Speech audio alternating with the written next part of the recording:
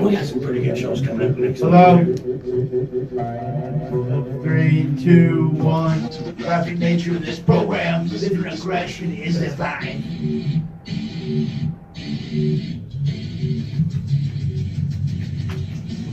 Boom, boom, boom. Seems like I've heard this band before. You would think. It does sound kind of. All right, you're on another edition of Nothing But Metal. My name is Metal Mike, Knuckles. and we got Lew from Coilback in the studio today. That's right. That's right. It's February 25th, 2000. No, it's actually 26. Excuse me, 2018. So Yes, I know, day off. Anyways, we're going to be talking to Lew about Coilback's music, what's going on with the band, and all good things to come. use music in the loose sense of the term. No, you don't understand. That's Slightly my. organized sounds. We mentioned Mike in the loosest term too. Yeah. Also, we're going to be playing some Paralysis. That's right, this band from New Jersey. They played on Friday night at Tomcats West, and it was a badass. They're a thrash metal band, really Nice. young. And yeah, the lead singer's 19, and they sounded pretty bitchin'. So they're still young enough to be angry about everything.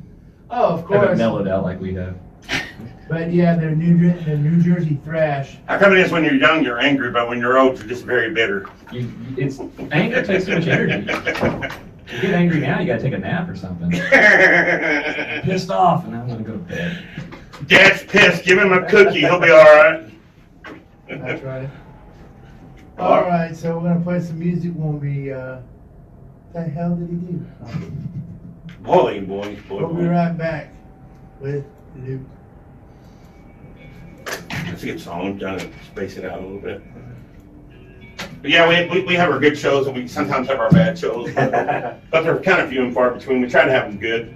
He's a slash metalhead. I am to an extent, but I'm more of an 80s and 70s kind of rock guy, and 60s old rock. Classic rock. See, I listen to both, so it's like that's one thing we've always gotten compliments on is the fact that we kind of blend old and new together a little bit. Nothing wrong with that. So Somebody's got to.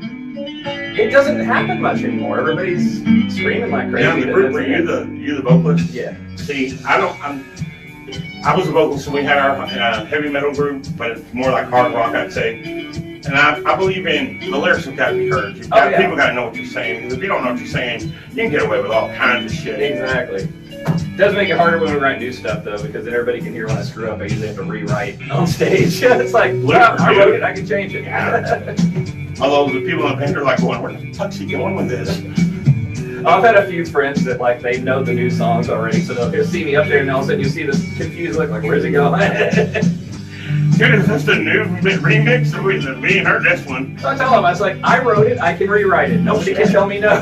But music can still go the same, man. That's the only downside to covers. You can't really rewrite covers.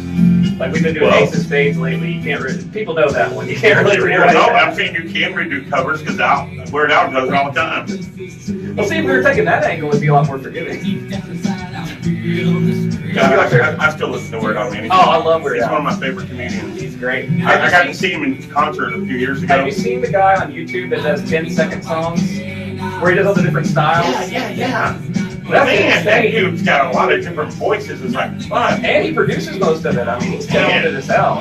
I sat there watching that one day. I was like, holy shit, man. He goes to all these different extremes of like doing voice changes, man. Like, Oh, yeah. from like Nickelback to Metallica to like all these different people. I'm like, holy shit. Yeah, he did one, Smells Like Teen Spirit in 20 styles. And he had everybody vote for the style they liked the best. Well, one of them was Evanescence. And Evanescence caught wind of it, and they're like, that's totally how we would do it if we could. And so all of a sudden they sent everybody over there, so it just overwhelmingly got voted. So he did the full song in the style of I don't know if it Evanescence. was Mike that told me about it, but somebody told me about it. I've seen some of the videos. The Those 10-second 10-second songs. That guy does all those different varieties of like. Yeah, switches all the different styles and stuff. So y'all do a cover of Ace of Base? Ace of Spades. Oh, Ace of Spades. That's what I was about to say. No, we don't. We haven't Ace of Base. I was like, wow. I don't think I can talk to guys Ace into of that one. Spades, Motorhead would be kind of cool. People dug it. We were just wanting something that didn't take up too much set time, because it's nice to have it in there, but we really want to bring our stuff out. Yeah, you want to be known for the originals. So we're like, what is something everybody will lock into immediately, but at the same time it's over and done with quick, and it's less than 3 minutes Kind of like long. what Blackout does with when they play that Stranglehold by Ted Nugent. You know, they got all their originals, but yet they let Bobby Shine put her the guitar and just tear it up on. Man, you can do a whole set of just Stranglehold. He goes for a long Say time. you solo long enough, there you go, there's your set. I think even Ted Nugent's like, fuck. Watch the video, go, damn, maybe I need to start doing that. Go that long. Gotta step up my game. What's up, Travis? Travis is listening. Huh? Get him, dude, from fucking Wolf Band, Roma. I need that. Travis, if you got your new stuff up, y'all got your new album done, you need to let me know, dude. What's going on, Zach? I should have signed in my account and got more people on there I could get in. I didn't think about it. Well, so far I got a few people. Right. So what are you broadcasting to now? Just your Facebook? Yeah, Yeah. but if we had like a Nothing But Metal page, man, we drop it on there. It's not hard to do. You just gotta set I that tried little to do it, but I was trying to do it, but I don't have a computer. I was doing it on Oh, my it's phone. hard on I the couldn't- phone. Yeah, I You couldn't gotta do it. download the Pages Manager app. It's a separate app from Really? the Facebook app, and that's only for business pages. What were you on that one, dickhead? No, I got a computer. I know I was trying to do it. You told me to do it at home, so I was trying to do it on my phone. No, I don't know the Yeah, on the phone, there's one called, it's a Oh, I was separate app that frustrated. Facebook has called Pages Manager. It's specifically to deal with the business page stuff. Dude, I live with my dad. I live in the back of the house, and well, You live in the side of the house. well, I was saying, I'm at the back of the house, which used to be the back, but now we call it the front. But I was gonna try to do that one night, and Matt, like 1 o'clock in the morning, my dad called her, and he come in there in his underwear and yelled at me. The biggest problem with Facebook is a lot of the options they just don't put on the mobile thing.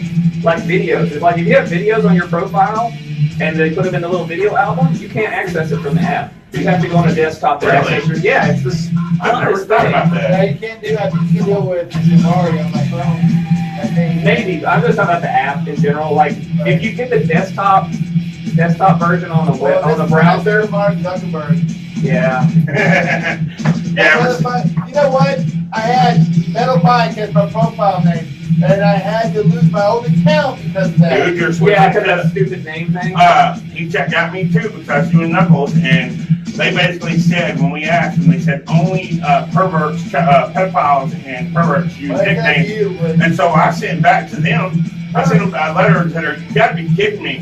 You know how much money candy costs nowadays?" And like, and I said, "I don't got the time to buy the creepy You don't man have to go you in don't front of gotta school." attack anybody that gets yourself, you know, who you are. I'm a radio DJ. But at the time, he saved me because we had a friend come that's like a freaking internet or a computer dude, and he saved me from my old page. I'm the administrator on it. That's it. I can put up posts, but I mean on my page that you've been on, that's I had to create a new one. That's my new one. But my old one, you can go on that. I can be Yeah, the best thing to administrator. do, I say, try to create a fan page, like the bands do. And Yeah, stuff. That's exactly. the way to But do see, it. I don't understand how Paul Stanley can have his name on Facebook. That's not his real name. Well, even Debbie Sexton from the Eagle, her Sexton with 3 X's is not her name. It's Stanley Ison. I'm almost going close to Saxtons and like there should be some angry barbarians like coming to her place. Paul Fraley is his real name. Yeah. Well, thank you for doing that, but he's made a living at being Paul Stanley, so they're just excited that, oh, Paul Stanley's going to be on our Yeah, Facebook. but Steve Simmons is not. Are you really going to call him off and say, Paul, we don't need your name? He changed your name, knowing all the millions of people he'd bring. And how do they do that, too? Because on Facebook, you can only have like 5,000 friends. Yeah, that's it. That's why you gotta do the fan pages. The fan pages aren't limited, but the standard profile, you can only do That's it. 5,000. That's what we need to do. All right, that was one by Metallica. We're talking to Lew from Coilback. Howdy. All right. And I think he's like really enjoying that it's easy to remember because he's trying to remember names all last week. He writes them down, but he's kind of bad with knowing people's names. Want to let everybody know March 31st at what is it? Rack Daddies. Told Right you. Daddy's in Coit Road in Dallas. They're gonna have green Jello sucks. Oh, yeah. That's right. We got to go. We're going. Green Jello sucks. Get to hang out with our buddy Bill Manspeaker, man. That dude's crazy, That's dude. right. Next week we're gonna have some good guests. I know Billy LaFon from Skull Archer, great guy. I saw him Friday night and Saturday night. He's pretty awesome. He does podcast every Saturday, So check out his podcast. What's it called? I don't know. I just know he does It's podcast. a podcast. Yeah, he does it from his house, and I have to get it what it's called, but Well, you don't mention something unless you know how to tell them how to go to it. yeah. Because they're all going to look at you like they're confused. Just Google his name and podcast, you'll find Yeah, Billy. Hopefully, unless it's like something else. it. Yeah, let's see, it's like But, marketing. Of course, I understand. See, this could be what the show is lacking, dude. Yeah. But Smart anyways, ass. No, for real. you know, there's this grandmother and this lady that's like 50-some years old. They had a show last night at Tomcats. It was I Am Destruction, Alter Beast, grandmother, and Billy was telling me about this chick. She's like 56 years old and she sounds weird, but it's death metal in the background, and she's literally singing like a regular person, and it's crazy. Like church style singer or something over I there? don't know. I'd have to look her up on Facebook or That's worth looking at. or YouTube, but yeah. And she's called Grindmother. Dude, one of my friends, or actually not my friend, my brother-in-law went to this club over the weekend and said there's an old lady in there. She was wearing this dress, and he thought it was like an old petticoat. Mhm. When he walked up to her, she had all these skulls and crossbones on it, and said she was out there moshing with all these kids in the club. Said she's like 70 years old. I'm like, damn, that's grandma! I wish I could have filmed that. If I'd been there, I would have done that and sent it to my dude. Yeah, check this out, moshing granny. Oh yeah, that'd be great. Yeah. But anyways, we're talking to Lew here. Coilback. That's right. You've been in this band for how long? I'm gonna age myself. The band now, Coilback as Coilback, has been around 18 years. Damn. 18 It years. started in 2000. And so I'm the only original member because the first batch, everybody scattered, including me. I moved to Florida for a little while and worked So for if Disney. Coilback had a kid, he'd be 18 years old. That's right. Coilback is now legal, so come at us. Legal to smoke, legal to drive, and legal to shoot a gun. Coil back if they didn't have a son would be a bastard son. Yeah, if we had a son, he'd be really messed up. Right. So who started this band? It was originally it was a spin-off of this band called Liquor Goat that I had joined. I like the name. Oh, Liquor Goat. I can't take credit for naming that one. I joined just as a singer. The guitarist was kind of, I use guitarist in a very loose sense there. he kind of felt his way around the fretboard. I don't know if he really was playing with the band. And it drove me nuts because I could play better guitar than the lead guitar player as the vocalist. And I'm just like, ugh. So finally, it fell apart. I dragged Steve, who went by Vlad Cadillac, into Coilback, and we got some friends, and then that's where Coilback started as a spin-off from that. And I was like, okay, I'll take over the guitar. Liquor Goat sounds like a redneck. Hey, I'm a Liquor Goat! No, it sounds like something they do out there in Alvarado or Cleveland or Joshua or something. No, it's a redneck saying. What'd you do last night, Liquor Goat? That's right. It's worse than licking her beef. I guess so. But Liquor anyways, Goat or Poker Sheep? yeah. So it's 18 years ago now. How many albums do you guys are? We have one full-length album. We had 2 EPs, which are out of print. Actually, the album is only available in digital now because we sold out all the CDs. I'm in the process of getting some more CDs out because for a while I was like, who wants a 13-year-old, 14-year-old album? Apparently, a lot of people. So Now you got to do some new material. yeah, and we got some new material, and now we're a 4-piece. We were a 3-piece, so I was doing all the guitar work and singing. So now I've got a lead guitar player that kind of takes the stress off of me a little bit. So you're not so angry anymore. What, you want to be the James Hetfield of the band? No, I am the James Hetfield. That's the thing. I'm the rhythm guitar, but now I got a Kirk. Before I was James and Kirk all at once, and now it's just not pretty. I was kind of a jerk, I guess. Right. James, maybe. Yeah. But yeah, it's nice having somebody that, I mean, we even had one song because we had wrote it and both guitars were kind of playing the same thing. I'm like, why don't we just sing on this one?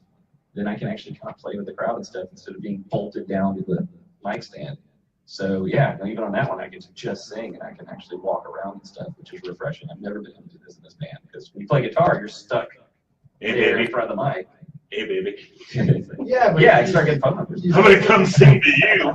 You're still playing guitar, aren't you? Yeah, I mean, on some of them. That one, we're trying to write 1 or 2 that I don't have to. So there's one, it's on YouTube. It's called Lose Your Soul. We don't have a real good audio recording of it just yet. But we played it at Vulgar Fest with Richard and Vulgar.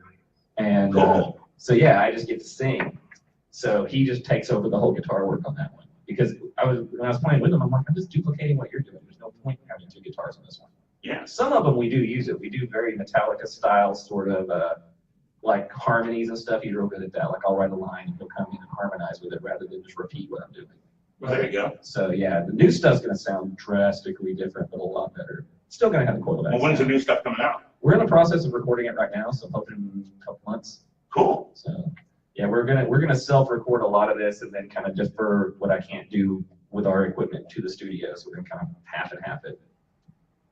All right, we're gonna play some more music.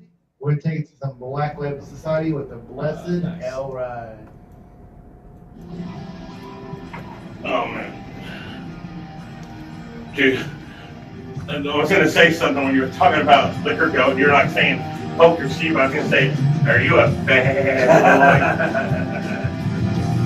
boy? Where were you living at in Florida? I was working for Disney, so I was in Kissimmee. I don't know where that's at. That's right next to Orlando. I used to live for a while in Fort Walton Beach. Okay, yeah, it's a little further off. Yeah, I worked in a titty bar. I was a DJ in a titty bar. There's plenty of there. those down Oh there. yeah, I made good money, and I tried to do it when I came back to Texas, and it sucked. I didn't get that. They were paying back then in '94. I was making 10% of what a girl made, and we was pretty close to Eglin Air Force Base. So all these Air Force guys would come in there and they'd spend money. Yeah, the military I could guys. walk out with like $300 in one night. I was like, God dang, man.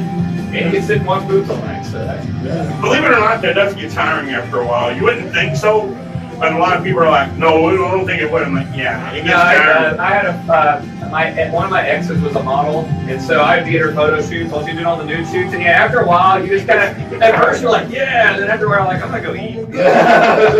You have to where I was just concentrating on finding music and going and making sure the girls were lined up for the next songs and stuff. Trust me, my buddy Randall, since you're friends with Randall Shred, he's in men's club in Dallas. He DJs out there, and you don't like movies like. Dude, that's an expensive place to go. I've never been there, but I know it's expensive. I know they gotta make good money out there. I've been to the Lodge once, which is right next to it. Is it still around, the Lodge? I don't know. I've been doing titty bar in years. Yeah, same thing. I haven't been to one since like 05, 06. I ain't been to one since before that. Well, no, yeah. And sometimes I get early, like maybe 2000, 2001. Oh, no, I lied. I did go to Jaguars once with that model, because I met her in Florida, and she came back with me when I left Disney here, Dude, I mean, well, see, now, like I try to tell people, man, when you work in that kind of industry, there's like 3 letters that can really fuck up your day, and it's P, M, S. And when you work with girls and all of them, guys, you're like, Jesus, just kill me now. Oh, and it's synchronized, too, so you get this huge ball of anger. Oh, he's good. No, I can see that when you're out of the shop. Okay. So, like, here's out of shot, and here's in shot, or? I can't see You're your dodging. You're in the matrix. You're good. I see you. Dude, I used to go hang out in Destin all the time. Destin was where I used to love to go to the Destin beach. wasn't too far, because Destin Orlando was is just cool. nice and central, but yeah, I was doing the fireworks shows at Disney. Cool. So it was one of those things that, such a contrast though, because you go into Disney and everything's nice, and you come out and everybody's just pissed off, you know, whenever you're outside of Disney. You're just like, Well, they're pissed off because they're like, look how much money we spend to get in there. yeah, it was kind of nice. I mean, we just had to go up there and load up the fireworks and Living stuff. there though, I got tired of listening to Jimmy Buffett. I heard him everywhere I went, dude. Margaritaville, I could fucking strangle myself, dude. I went into a bar one night on the beach in Destin, and there's a reggae band. I'm like, okay, this is gonna be a good show. And they do a reggae version of Margaritaville. I'm like, you gotta be kidding me. Oh my lord, dude. Why? And I said something, and when I did, my friend that I was living with down there goes, dude, he's more popular than Elvis is. And I'm like, and That I is told not him, surprising. I said something like, "Boo, get off the stage." And when I did, all these people behind me were wanting to look like they were going to kick my ass. My Trying to get friend, lynched. well, I turned around and I told them guys behind me, I said, "Man, these guys suck. They don't do him any justice." And we went to get up to leave, and they were sitting there heckling that band after we left. I was like, "Oh, thank God." That and Seminole Wind. Seminole Wind was always playing back in '94 when I lived there. I was like, "Oh God." That's 2 songs I can't really listen to. And that fucker will play Margaritaville all the time in his fucking car. I want to like stomp his head. No. Oh, he'll play it a bunch. Like, hey, you like this song? No, you know. God, I played for a cover band for about a year. You can't not play that song. Oh, it drove me nuts. I'd just be sitting there strumming it, just like, Oh, me. God.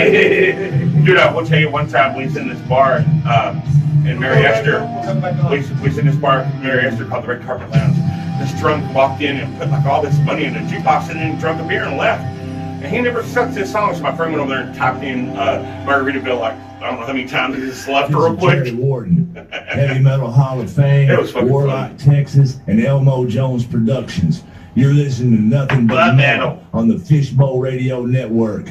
Support underground Metal. That's right. Get out this. That's the Saturday. granddaddy of, or Jerry, yeah. godfather of heavy metal. He booked us a couple months ago. He's gonna bitch me out because I said granddaddy. I always do that. I'm gonna get a text on my phone in a minute. Actually, I have to recall whenever I missed the show here, wasn't Jerry the one that was giving crap about me? Oh, was he? I don't know. Oh no, he was the one that said wanted you to call, wanted us to get with you. Yeah, I was. He was like- count on that one. He was like, well, if you can't get a hold of that boy, I'll get a hold of that boy. I'm like, go for it, Jerry. When I'm off, I'm off. Just, No, Jerry said nothing but good things about you, oh bro. no, I love Jerry. He's crazy. No, support He's your fun. local underground this Friday at Tomcats. I'm trying to figure out this. I think it's an embalm show, but I'm looking up right now on the Facebook. Right, it's also the Coilback show. Where is that at? And it's the Curtain Club. Oh, really? Oh, wait, Cool. are you on? No, that's next week. That's not this weekend. It's next week. It's the Metal Fest.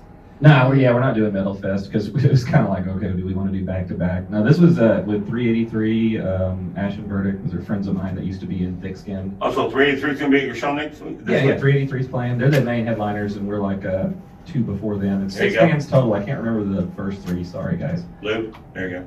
Hey, there you go. I love those guys are great. We're fans of them. We played with them a few times. We played with them at Boulder Fest and a couple other places. Dude, I never knew how kind of popular they were around here. I was wearing one of their hats, and I was coming out of a DMV over off the East Chase over in Fort Worth. Mhm. As I was coming out, there's a grandpa-looking dude going, and he's like, 383, whoa! It's like, really? Yeah, awesome. Oh yeah. I see shirts all the time just walking around Dallas. You'll see 383 shirts. Cool. And yeah, speaking of which, we're working on that too. I'm having to draw up the designs for shirts. We'll have merch soon. Everybody's pestering me now. Like, where's all your stuff? Oh, dude, we'll trade you shirts because we just got one of ours, so I'll give one Hey, of ours. There you go. do you need merch? Do you need somebody to do your merch for you? Because I got a Chris P from Tower High out in Halton City. Oh, Tower High. I know those guys. We played with them too. Yeah, Chris P does. He works for a t-shirt company, and actually these are decent shirts. So. I'll talk with them. We actually used to do, and this is probably what I'm going to do again because I know how to silk screen. So it's like we would do our own because Oh, we really? wouldn't have to do big runs of them. So we could just bring just enough for the show, and then whatever sizes we were down on, we could just make more of those. Plus, I can make 2 or 3 different designs without having to buy 200 of each or something. Well, there you go, yeah. Yeah, we're pretty self-sustaining. It's like I do a lot of this stuff, just That's cool. various skills. So it's like, yeah, we're set up. We're gonna start doing music videos soon. I've got all my camera equipment and video equipment that I'm gonna be working on. So I'll be doing that. Well, cool. It's kind of like a Rob Zombie thing. I'm just gonna be directing and doing all the merch and everything. The guys get to just come in and play their parts, little bastards. well, I don't even know what to say, man. I was gonna say, well, they need to work as hard as you do. You need to make them do something. Okay, Eh. here it is. I found the damn thing. It's called the Death Metal March Madness with Embalmed. Oh. March 3rd at Tomcats West. Mhm. Yes. If it's 3rd, then that's Saturday. Yes, that is Okay. Saturday. Good. See, so you can go to Coilback on the 2nd, Right. and then you go to them on the You 3rd. got There you go. Embalmed, Flesh Hoarder, Gruesome Fate, Kill Everything, Bore, Interment, and come on, I Am Destruction, Astenix or whatever, Reviled, and Combat. Actually, you gotta Sounds like a tell bunch of happy bands. you gotta tell them if they recover from Friday, they can make it and try to crawl into Saturday. Hey, yeah. 10 bands, and I don't It's know. death metal. If you feel like death and look like death, you're part of the show. Well, it's 10 bands. Throw them in the mosh pit. When Yeah. does it start with 10 bands? 4 p.m. Wow, death metal at 4 p.m. That's Yeah. hardcore. Well, you know, you're getting embalmed, which is very hard. That's what Ernie English didn't have a Ernie death metal Hamill's- at BT time. Ernie Hamill's band, and you're also getting Gruesome Fate, which is a badass band we've had on the show. Ernie's Instrument's heavy too. Yeah. They're real heavy. I Am Destruction, Combat, which I saw last Friday at Tomcats. Mhm. They opened up for the Paralysis band, and Combat's pretty cool. And Astonics, man, those guys in Astonics. Most of the band in Astonics are more Dying Fetus, but they like to play their own shit. Yeah, they're really into that. Colby's the drummer, and their lead singer is pretty brutal. It's Jacob Marshall and all that shit. Revolved or something. I don't know that band, but Vor Kill Everything is also good. So it's a good lineup for this Saturday at Tomcats West and everything. If you haven't been back to Tomcats, it's pretty good. You know. I haven't been in there since. I haven't been there since Justin took over. I haven't either. I haven't been there since Justin passed away. Well, I talked to him back in November when we did our show for Chase from Demon Seed, and he said he's going to keep the vibe of Rustin, you know, in there, but he's going to upgrade a little bit and add some more stuff. Well, what's it look like now? Does it still look like the old it's club? It's still the old club with, you know. Did they change the sound PA at all or anything? Or? Well, they fixed it since. Well, did he ever get back to sound man they lost? No, James ain't there. Oh, man. He's got in there, yeah. What a loss, too, because he was like one of the best soundsmen. Yeah, but he's over at House of Blues, what I'm thinking. Wow. But yeah. I'm getting him back. Oh, no. Yeah, it depends on how. Is Billy Blair still over there? House of Blues? Yeah. I'm not sure. I'd have to talk to Lane. But yeah, last year they had blown out the PA. Well, Cowardly Cat blew out the PA the last November, and so they had to get it fixed. Yeah. So we did the Chase benefit. We had a set up small PA system that worked real well. We raised a lot of money for them and everything, but I think, how do you blow it out a PA? I guess. Well, it is cattle decapitation. I mean, Yeah, It will go. If somebody's gonna blow it out, they're probably one of them. Good right. Lord, man. You know somebody in there went deaf. What? But it was a good show last Friday. I'm telling you, these young cats and it's funny because their bassists were from Florida. And I was like, how do you make that work? He goes, well, you know, we get band practice once in a while. They have this album, it's called Life Sentence. So does he just fly in to come and play or something? Or Wow. I guess so. I have not a clue. Does he just like phone in his parts for albums, kind of like what Phil was doing towards the end of they're Pantera? just gonna put a screen up with like a tablet, and he'll just be on the side of the stage, just on that screen. Well, Wow. there are some. Facebook Live it. Yeah, there you go. Yeah, there are some bands that do that. I've met a band that had members from all over the states that got together, you know.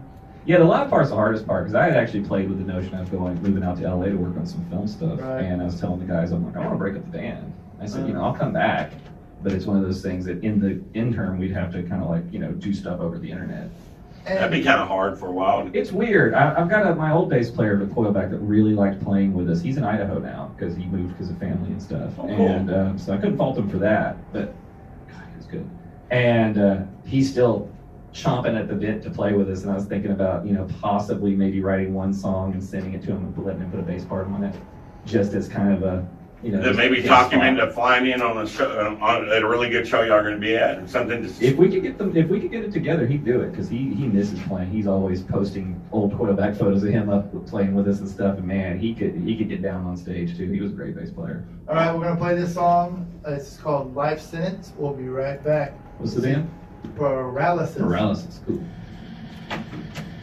Hey, here in a second, Yeah, I was talking to John, the lead singer, and I said, how long have you been playing guitar? Since I was 13, I'm 19 now. I said, what got you started?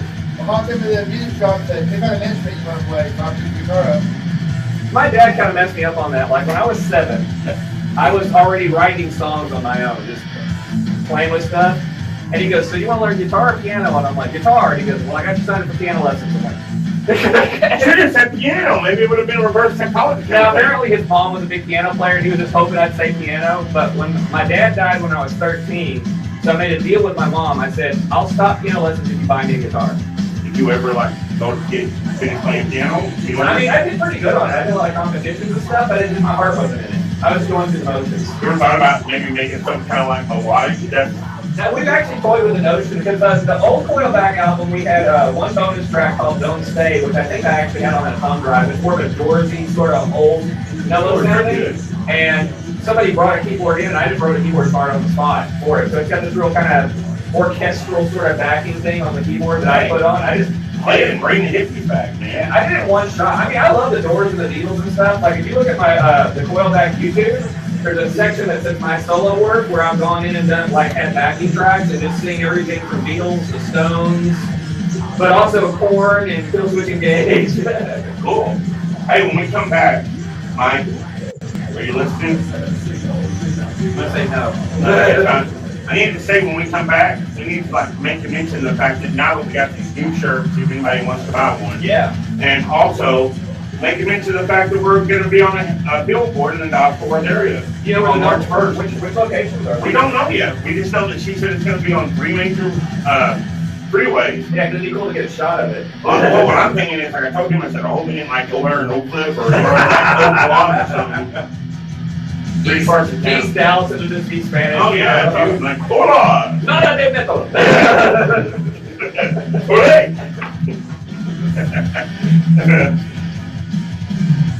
See, I can have fun with you in here, man. It's hard to work off of him sometimes because he's dry. He is dry when it comes to humor. He's got his sense of humor, but he's kind of perverted, and you feel like after you talk to him, it's so too nasty. But see, I could go there. Diana always wanted to kind of have that edge. I'm like, you want me to go there? I'll go there, but you I would love to go there. It'd be like some type of guy like you got to improv and play off the moment. Oh, you got fun up too?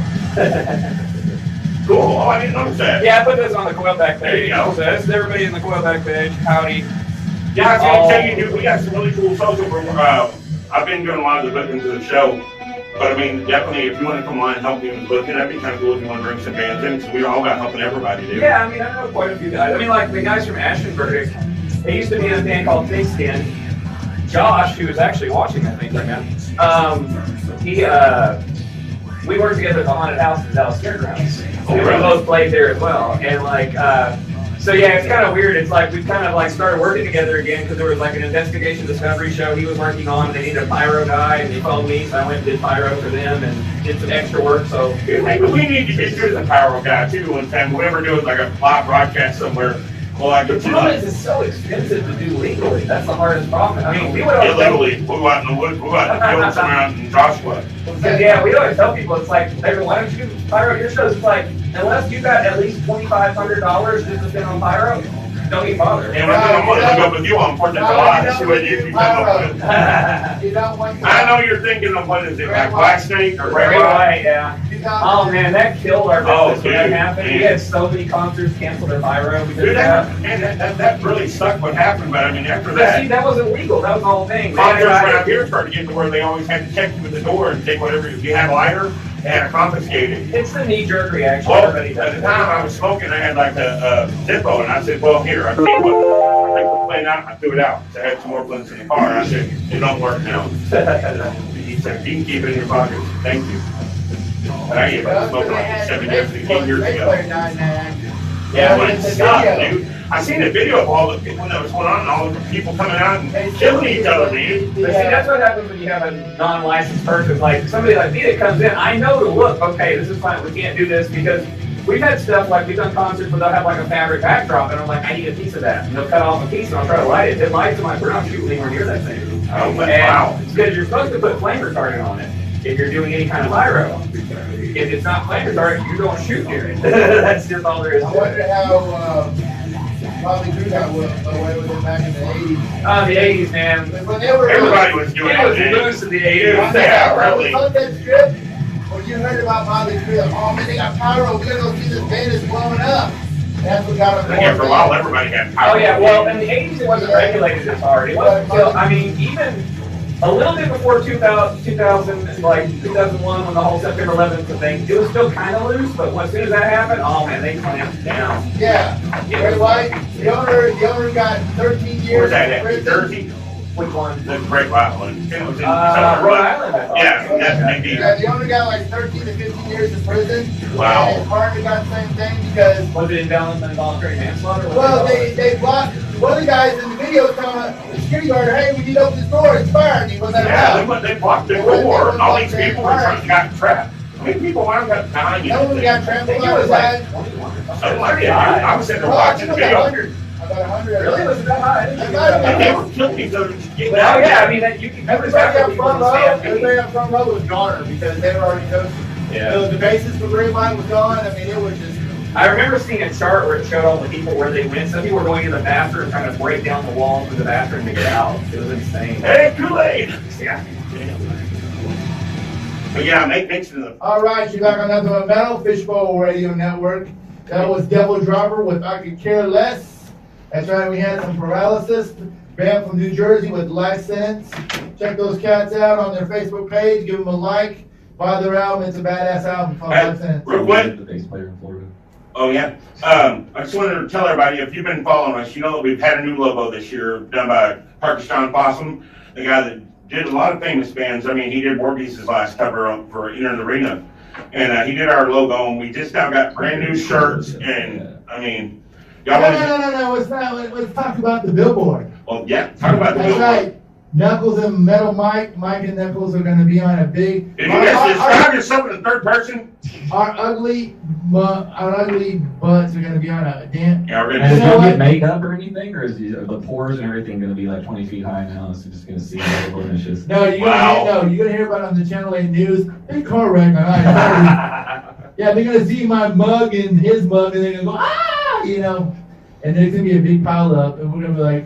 Yeah, but you know what? I was nice enough. I brought in a tower hi hat and I wore it and I kicked it down so the camera could see more of that than it could me. Hey, you can see the brown on his lips, Really? Wow. I just wore my hair, my jacket and shirt. I just went natural. I was- Over your hair, so you have like a wig on or something? Basically, yeah. Kind of Hair hair club- comes off the rest Hair of club for me and on him, dude. Well, it looks like it's working, so hey, it's good. No, actually, I'm growing my hair out so that whenever it gets long enough, I cut it off, send it out. Some kid with cancer can have a free wig. Nice. I had my little I brush. actually did that right before I worked for Disney, man. I had hair down to here. Cool. Boy, somebody turned into an instant headbanger or something, because that was a lot of hair. Mickey must have loved you. Ah! Yeah, I don't think. We had a guy on my work do that. He grew his hair out and he donated it. So that's what I'm gonna do. Also, I made like I was taking my little brass knuckle ring here and hitting Mike with it. Okay. On the billboard? Yeah.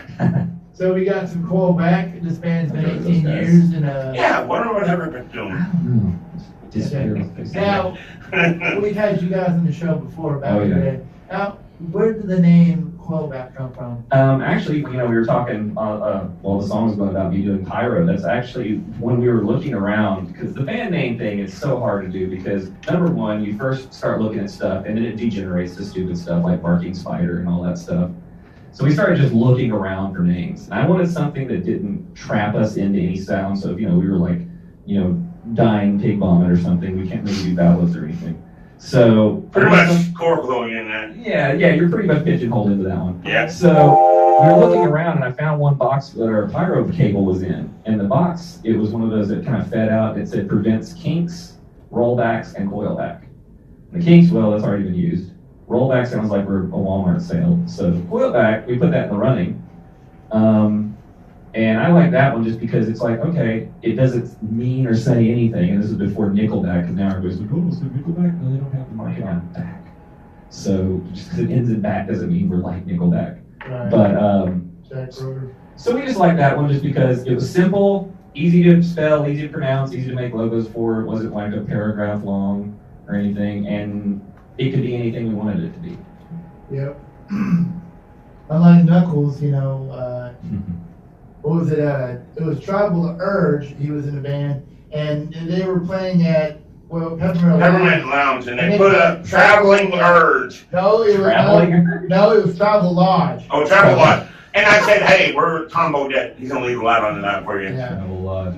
Opening Yeah. for Howard Johnson. And hey, at least I can say we actually played. We played at the tattoo bar before it got closed down. We actually, Liquor Goat and Coilback one, I think the first Coilback show was at the Rock. We also played Tattoo We Bar. opened up to the Swinging Dicks, and they're still around. Yeah. See, Swinging Dicks would be another one that I just feel like pigeonholed a little bit. You really Yeah, couldn't. yeah. Well, you can sing all kinds of tunes.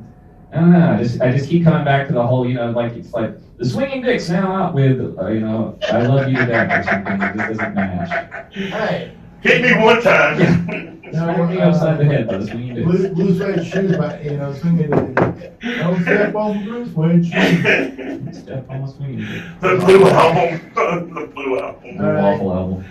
Well, we're beating it to death over here. Well, no, Yeah, you can't beat the Swinging Dick too long before it gets old. You know what? Yeah, you're right. We're beating it to death. But you can't beat love.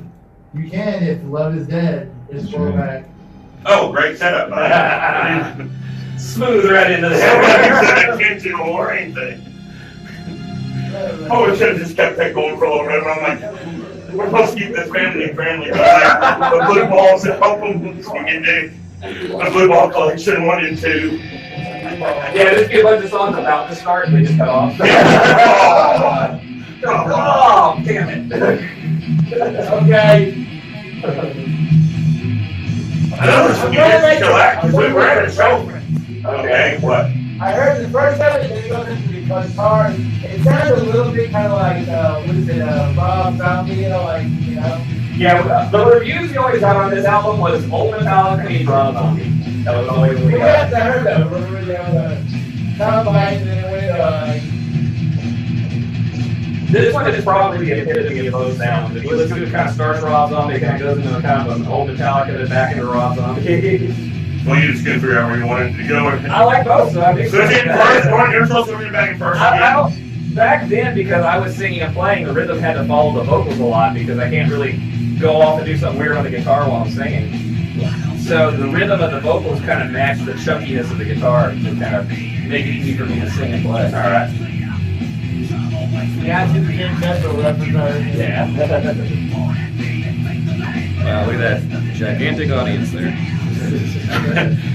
Everybody watches our stuff. Like, I think all our fans have early bedtimes. Well, you know what? That's what we could do. We knew off the air, maybe we could have like this swinging dick debate. Like, oh my God, swinging dick to call in. Hey, cut that out. Yeah, come on, man. What do you call those people back in the 30s that had the chain wallet? Yeah, but he's swinging dick. Just swinging the dick around. Kids It's are kind of like a being pocket fired. watch, tucking over off Oh, the what side. is it? Buddy King, helicopter, helicopter, Oh, helicopter. God. What are you like, Justin Timberlake now with old Jimmy? What's his name? Not digging a box. No, that other song, Three Way. They're going helicopter, helicopter. Yeah, Andy Samberg. And Yeah. Dick Sandberg and Yeah. Lonely Justin Island. Timberlake. Yeah. Dude, that's a great band. You know what? I always thought that they could go together like that, do a fucking whole album and tour and make money off it. Because it'd be crazy. It'd be a fucking parody, it'd be badass, and then put a whole album out with them two on the front, make it Who's like that? Justin Timberlake and make it. Oh, yeah. They have an album, but Justin's not all of them. If you just look up Lonely Island, that's the Yeah, band. I know. But yeah, I'm Justin. saying, you get Justin Timberlake and him to do To, that. to actually tour it, yeah, that would be amazing. Go out and club, you know. So Hey, have you ever seen that movie that Adam Pop did? Star. Pop Star. I haven't watched it yet. I've heard about it, but I don't you need to watch it. Come up here sometime, start doing this with us. I'll bring it up and let you watch it. Take it. I got Yeah. 800 movies, dude. I told him I've about actually it. got 2 movie posters of it from the theater some Dude, days. great songs in it. I told him about it. He goes, if this sucks, I'm going to be pissed because I just bought it off Amazon. I can buy it without even watching it, but I do I like it because I like the He music. called me, he goes, oh my God, dude, that was fucking hilarious. Dude, I was just like, well, he going to Anne Frank's house, and he took a tour, went into Anne Frank's house, and his manager, Silver Silverman, goes, did you just go in Anne Frank's house and take a shit? And the tour guy, he's like, woo! I'm like, wow. Yeah, some of the songs he does on there is hilarious. Yeah, I remember hearing about it when it came out, but like by the time I never heard about it. it ran, I was like, well, I saw it because the poster. Somebody gave me the poster. Did when you it actually came go out. to the movie theaters? Or Yes. Wow. Yeah, just for like a very, very short I period of bet time. you did. That's what I'm saying. I missed it. By the time I got to it, I was like, oh, I never even it's heard already about it. out. Oh, crap. Most of their stuff's like, man, I love their music and stuff, but. Did you ever hear that song that they do? Oh, fuck you like how fuck you like the USA or No. What is it? Oh, fuck you like you fucking died. Yeah. No, I haven't heard that one. Yeah, you look at the video. Talking about climbing in their cave and all this kind of reference of them. I was like, oh my god. That's hilarious. That's the most beautiful, the most beautiful woman in my life. I want to take her home, make her my wife. Start talking, fucking like fucking body. Girl is a freak. She wanted to do me nothing. You was coming fucking naughty. That's like first time I heard that song, I was like, oh my, because he was telling me, listen to all these songs. What's that one that they do on stage and he's got all the little kids in the audience? I can't remember. But all these kids and he's like something like, It's off the movie. yeah, Yeah. he's singing. There's some nothing but little kids in the audience and he's like, Fuck off, or something like that. Fuck off. yeah, tell your parents to fuck off and tell your principal to fuck off, and all these kids in the front row. I'm like, man, dude. Oh, what is the name of it? I don't look that up. I'll tell you what it's called. See if there's any activity here. Wow, look at all this massive amount of activity. Everybody. Yeah. Oh, I don't know. I can't see the number. It's because it's white up there. So I know. Hey, ain't that Brett's wife or girlfriend or something like that? I don't know. Kimberly Myers. How many people you got in here? Oh, there was like 12 or 13 on It there. says in minutes. Well, yeah, but earlier it was like, With ours, every time we put up live videos, it's like most of the people watch like afterwards. Like I said, I think all of our people have early bedtime. Say that when it's not in, but well, yeah, we can, but how do you just say in broadcast? But then you have to set it back up again and do it over there and you know, you just gotta log in. I just gotta log in and set it up. do it. Go ahead and broadcast. Hey guys, we're gonna go over to Metal Mike's or Mike Swords page.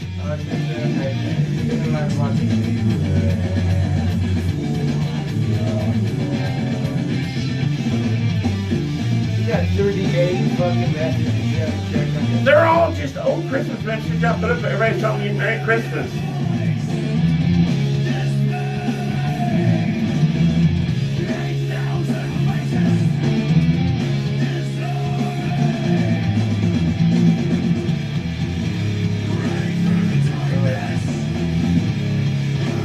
Oh yeah, it's called Fuck Off, and he's singing to all these kids. Tell them to tell your I'm going to parents. look that up tonight, see if I can find it online somewhere. Because I've been meaning to watch it, I just haven't gotten around. It's one of those I keep forgetting about. Because I love the Lonely Island stuff. That stuff's crazy. That song is called Finest Girl Bin Laden Song.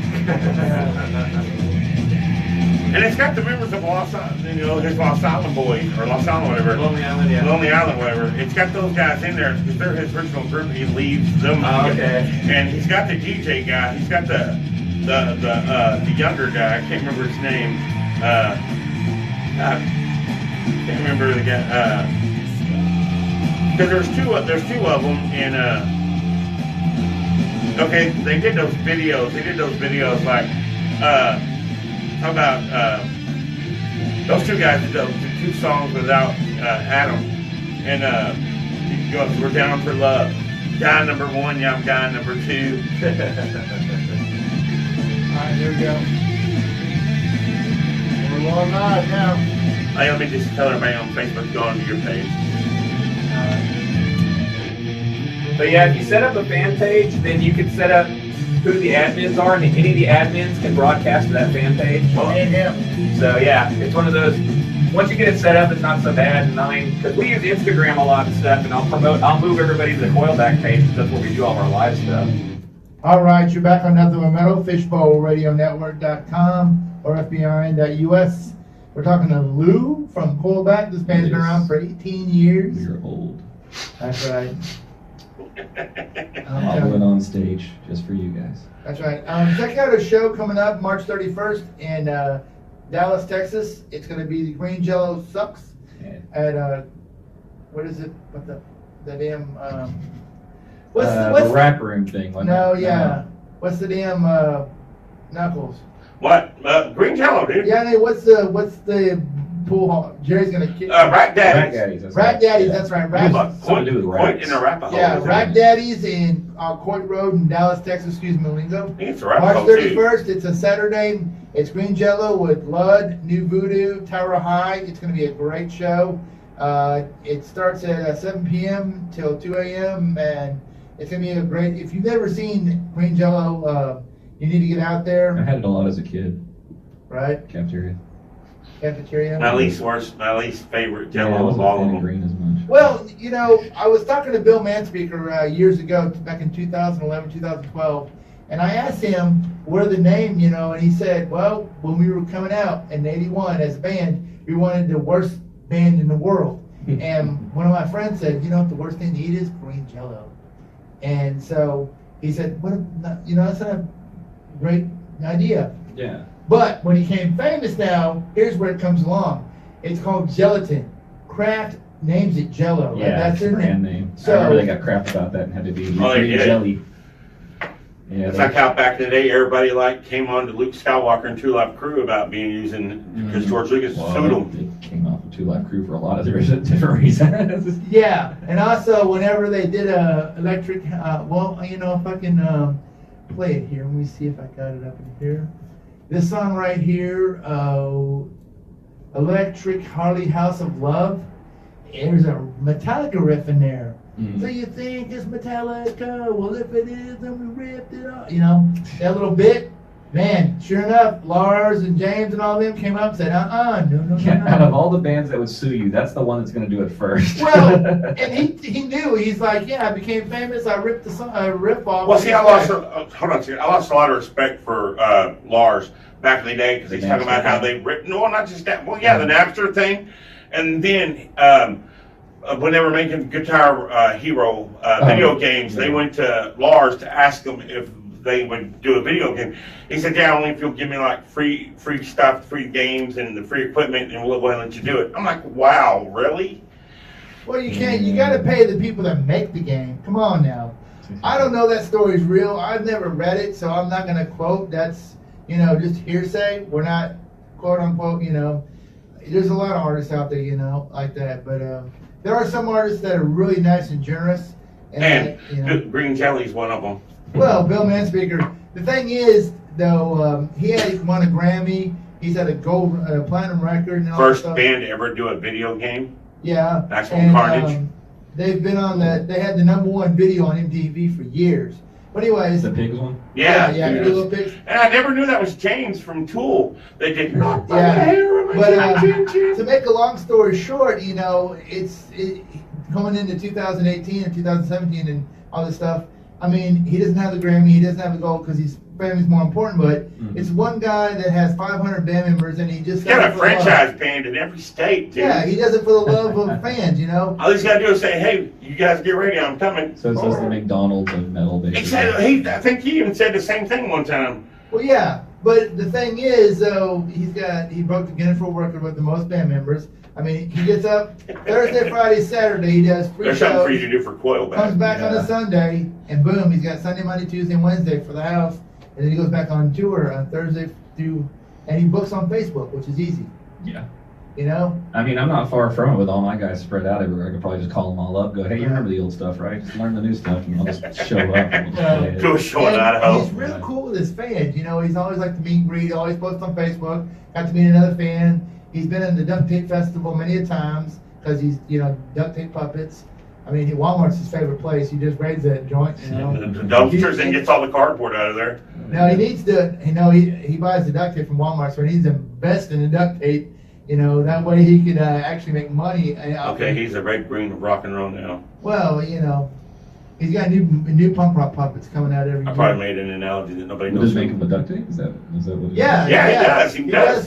He'll go to the hardware store like the Home Depot or Lowe's, and he'll get the foam, that foam cushioning. Yeah. And he'll make a punk rock puppet in the 30 minutes or an hour. Nice. Slaps it together with duct tape. Yeah, he wanted me to be Fred Flintstone at one show that me and him were at, and I'm like, I don't He's know. got the Cow God, which is one of the original, but he sold that one off. Somebody got the original Cow God. He had his own puppets of the 3 Little Pigs, but somebody stole them, which is a big. But yeah, he does his punk rock puppets out of duct tape and foam. Anyways, this is Electric Harley House of Love. We'll be right back. I was talking to him one day on Facebook, and I told him, I said, dude, I got an album that you ought to do. You ought to call it Green Jello or Cow God and the Four Farmers of the Apocalypse or something like that. But I was the one that caught. He did an album called Double Mother Goose Live, and I said, hey, is that a reference to Double Goose Live Gonzo? He goes, nobody's ever figured that out. You've been the only one. I'm like, really? Can't be the only one that ever figured that out. But he gave me a video that has all their videos on it, and he drew his own design on the front of the video. It's already had design. I had it for a while, then I sold it to Mike. He always used to hit me up when I needed money, and I'd sell shit when he used to smoke. He smoked cigarettes. He'd hit me. Well, you don't ever get rid of it. You never sell it. You owe me for selling it. I'm not gonna sell it. Stay in there. I mean, At least you can visit it. Yeah, he wrote all the original stuff on it, and he put his own design on it too. But I'm always calling him Cow God when we go see him next month. He's calling in next month on I have to hit him up on Facebook to remind him, and he's going to call in, and we're going to do a show with him. Nice. Good, he's done Out of so. curiosity, y'all have to pay anything to ASCAP or anything for playing more of the major label stuff? They do. That's what Write it down and they take care of it. That's kind of cool though that they handle all that crap. 'Cause that's one thing at the other studio, we couldn't play anything major label. We had no way to track it. Oh, the one thing, I was sitting there talking to that guy, dancing, whatever, and when we were getting ready to. Well, see, I don't understand why he charges so much if you got to bring your own equipment in. Well, the one we were at had the equipment in it already. He told me that we have to bring our own equipment, our Well, laptops. he's got a couple different studios. The one we were at, the desk was there, the mic's there. You got 2 computers, your mixer, and headphones, and that's it. Everything else. He didn't tell me that. He said we had to bring everything. I'm like, wow. You'll hear them a little bit. You're hearing them. So I kind of lost a little bit of respect for him, and we didn't really want to go. And then plus, somebody was telling us it's a little bit of a drive out there to go to in Dallas. It's a theme park. That studio we were at, because it's downtown Dallas in one of the skyscrapers. Parking sucks. How far up, high up do you have to go to? It was on the 7th floor. Not too bad. No. But still, I wouldn't want to like try to figure out a place to park and. Oh no, I always had to park 2 blocks away because when we did it at our normal time, Neiman Marcus had a few spots open, like along the street that didn't have meters, and they were closed by that point. So I'd always snag one of those and have to walk 2 blocks over to go to the That still sucks. Because yeah, there's no parking anywhere near it. Like there's a couple meters in front of the building, but they're almost always full. Dude, would you like to have to go down every time you go put stuff in the meter, go down and 7 class to go catch There we it? go. There we go. I hear it. Say your prayers. 2.1, 2.3. Yeah. Now let's see what he says in a minute. Oh God, it's the same drum beat too. I know, they ripped it off. That's hilarious. Dude, did Metallica do anything to Rock Sugar from their Don't Stop Believing? There you go, there you go. Or That's what it says.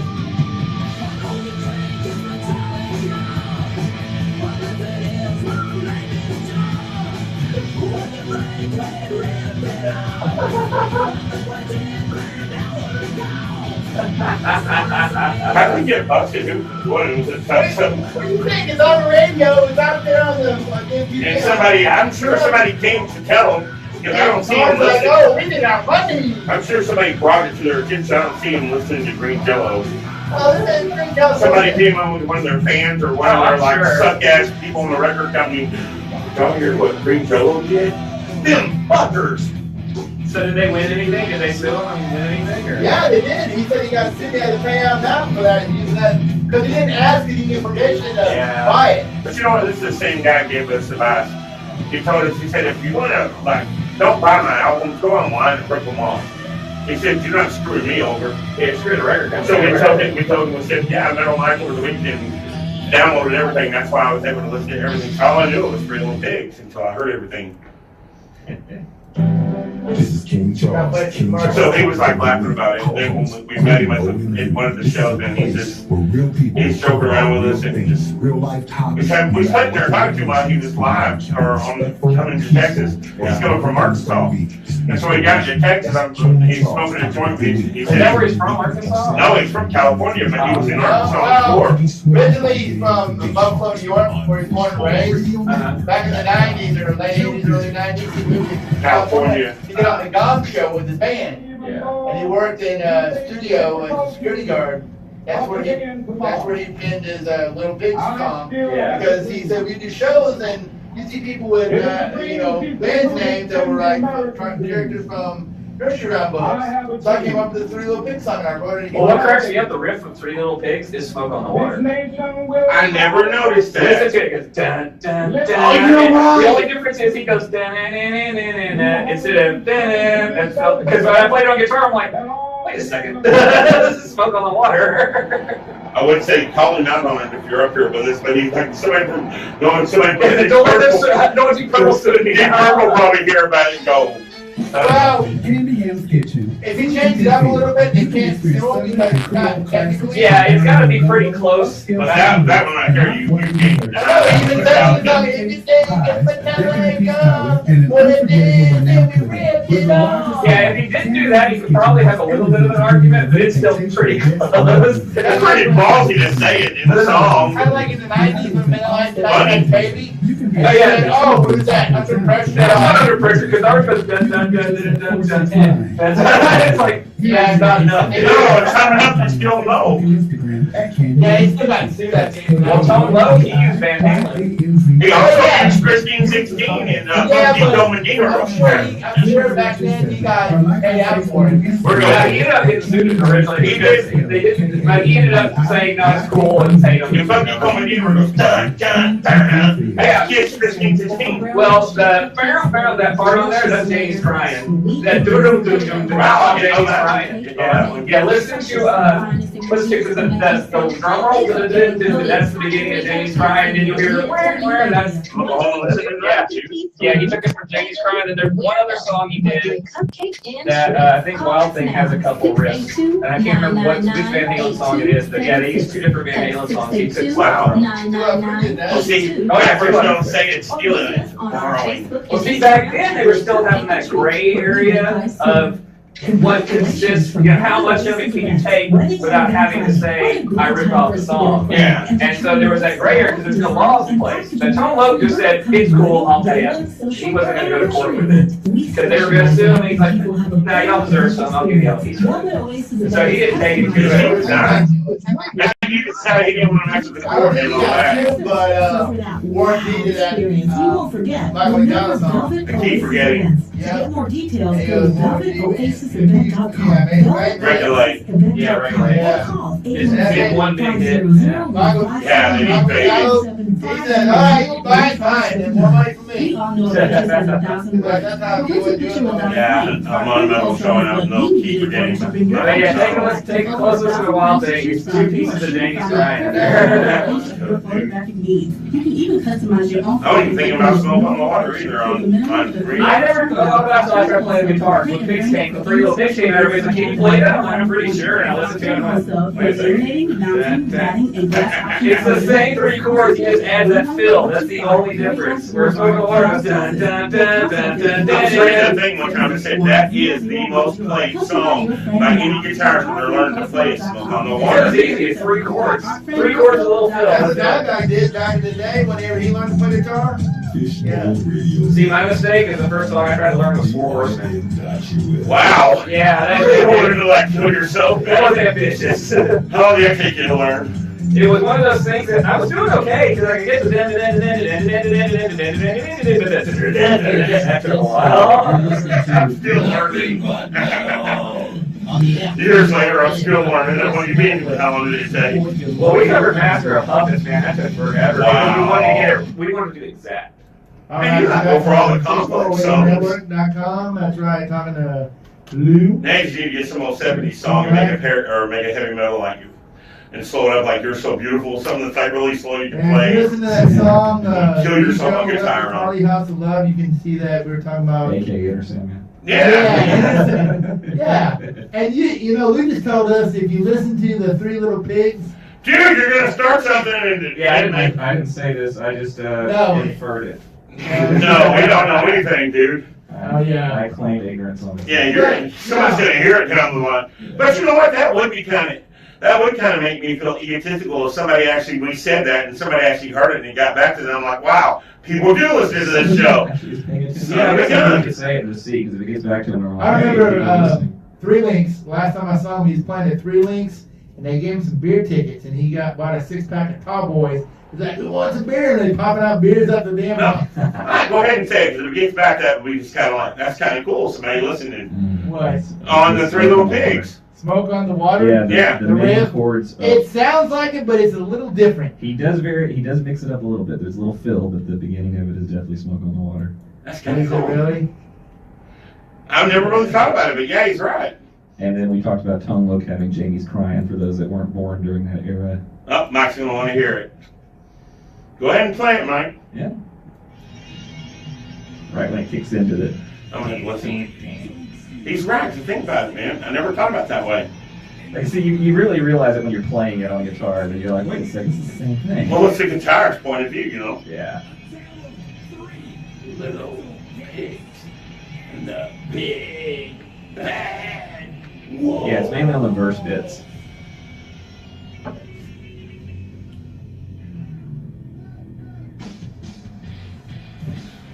Wow. Oh, God. I mean, he changed it a little at the end, but Like I yeah. said, he mixes it up a little bit right there at the end bit. He doesn't do the part, but yeah.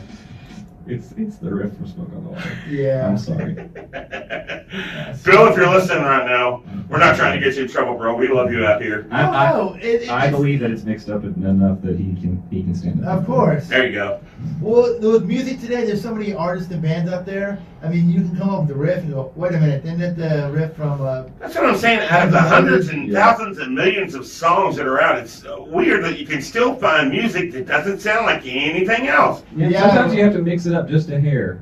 See. We got a song called Unbroken, which drove me nuts because we're playing E at the beginning, and it started with a sample. Everybody's like, "Oh, that's Thunderkiss." I'm like, "No, Thunderkiss goes dun dun dun dun dun dun dun." We go dun dun dun dun dun dun dun dun. It's like they don't own the E note. We can start on E. It's okay. Thank God somebody doesn't own all the chords. Metallica could probably get licensed for as much as they use it. So. Well, yeah. I mean, shoot.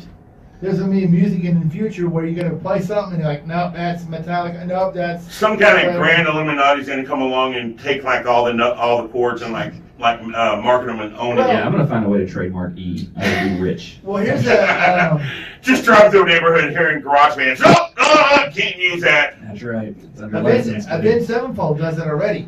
If you listen to some of their music, you get a little sample of Slayer, you get some Metallica riff, you get some kind of Guns N' Roses. It's all mixed in the... Yeah, but I mean, it's enough that they don't get caught and don't have to but pay you anything. can tell where they got their influences from. But even like George Harrison admitted that, there's sometimes that he will hear a little bit of, well, of course he got sued too in his solo stuff, but it's one of those. By who? I never heard this.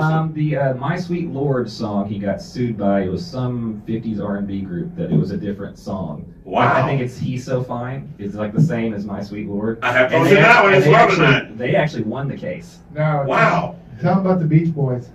Oh, yeah. Who was it? That song, Little Richard. No, is it Little Richard? Was it Little Richard? I don't know. I think it's Little Richard. Somebody wrote the song. It's either, it has to be Little Richard. But anyway, he's listed as part of the Beach Boys. Translates to tiny dick if you shorten it. Swinging dick. That's funny how everything goes back to the dick. But no, his song, only 16, or she's 16 or something like that. But it was one of these famous guys. But anyway, he was listed as part of the writer because they took him to court. Mm-hmm. And now on that song, he's listed as being a member of the Beach Boys. What song is it? I cannot remember, dude. It might be Chuck Berry because I think it was Chuck Berry. I could see Chuck Berry. They said What's California Girl? Yeah, something like that, because this is like she's 17 or Did they take a line from it? Yeah, well, they took like a riff or the whole song, sort of, kind of, and just kind of. It sounds too much like it. I mean, Come Together. John Lennon got sued by I can't remember which blues artist because you come on flat top and you guys moving up slow. Apparently that was lifted from a blues song. Well, here's one you wouldn't even know. Thinking about that, music legal conversation. Johnny Cash. Mm-hmm. That song Folsom City Blues. Yeah. It's actually by a group called Crescent City, or this one group did a song called Crescent City Blues. Uh-huh. Same thing, same lyrics, except he just put in Folsom City and everything, and he got sued for that. Wow. Did they win on that? I would assume not, because it's still Folsom City Blues. Because I remember, because once again we talked about 60s It's just music. a slower I version like of it. 60s music too. One that's real interesting if you want to listen to, the Monkees. I think it was Peter. It was either Peter or Mike, because they're the two main guys that actually wrote stuff in the Monkees. Yeah.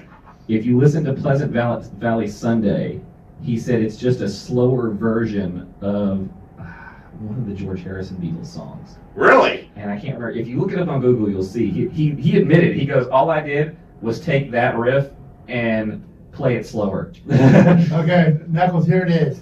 Okay. You're right, it's Chuck Berry. It's Surfing USA by the Beach Boys, 1963, versus Sweet Little 16 by Chuck Berry, 1958. Yeah. And it sounded so much like it that they had to pay him royalties. If you listen to that, if you see on their album, he's California a writer. Boys He's a Beach Boy. incorporated rock and roll pioneer Chuck Berry songs into their early concerts. But Sweet Little 16 set Beach Boys composer Brown into overdrive, So Chuck Berry's a Beach Boy. Glenn Campbell was a Beach Boy. So it's like, wow. Yeah. He never was on stage and never toured with them, but And it's So, funny. yeah, Publishing rights are everything. Sweet Little 16 be turned into Surfing USA. And Chuck Berry had sued him and said, look, that's my song Yeah. I wrote, Sweet, and so they had to pay out. But You learn all this information on this. And Just see, nothing what but really metal. sucks is, especially when you first start writing, sometimes you don't realize you're doing it, and you know somebody else will come in and go, you know that's this, right? And you're like, what? Oh, that would suck. And so that's the problem, especially, I think that's why it happened so much more before, because you didn't have the internet where you could just load up a song and go, so you might have just heard that song once on the radio or something, it's stuck in your head, you don't realize it, you come in and start playing, go, hey, this is catchy, you know, and everything, and everybody's like, oh yeah, it kind of has that familiar sound, and then you realize why after you've released it, and went, oh. Oh, man. Whoops. That would suck, man. We're gonna go Especially ahead for a and- major record company. Knuckles, we're going to stop for a minute and let me go. Okay. Hey, hello, the song. No.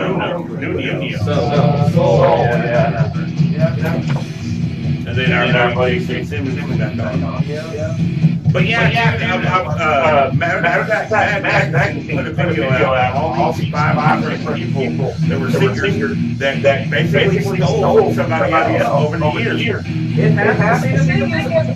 I don't have a problem with it as an accident. Like the George Harrison thing, he goes back and he goes, I didn't even realize I was basically living that song. Can you just say not bad or even illegal? You can, it's just you have to go, obviously they want money, so it's not better.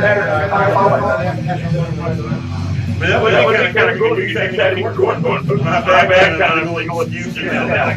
The defense was like this. You got shirts for sale? You want one? Dude, that would be kind of cool if anybody was saying that we're going to one time. Yeah. How's the defense please?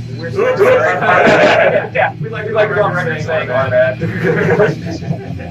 Today, they're bad. But yeah, the George Harrison one. I never heard it. Yeah, like I said, look it up. I can't remember the group. I want to say it's like a Shell or something like that. Yeah, my keyboard is almost the exact copy of So Fine.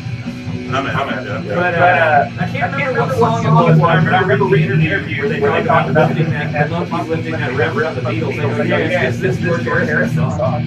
And sure enough, I listened to it and I'm like, holy crap, this is the same riff. Yeah, I always like reading stuff like that on how they about write certain things.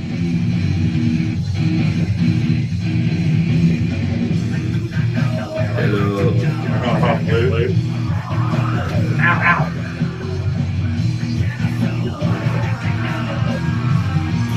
That's actually. Tell me.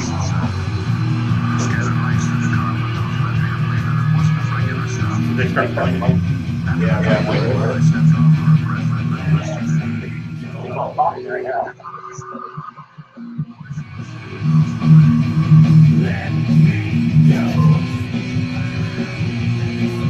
Still talking, just playing it now. It's starting to play.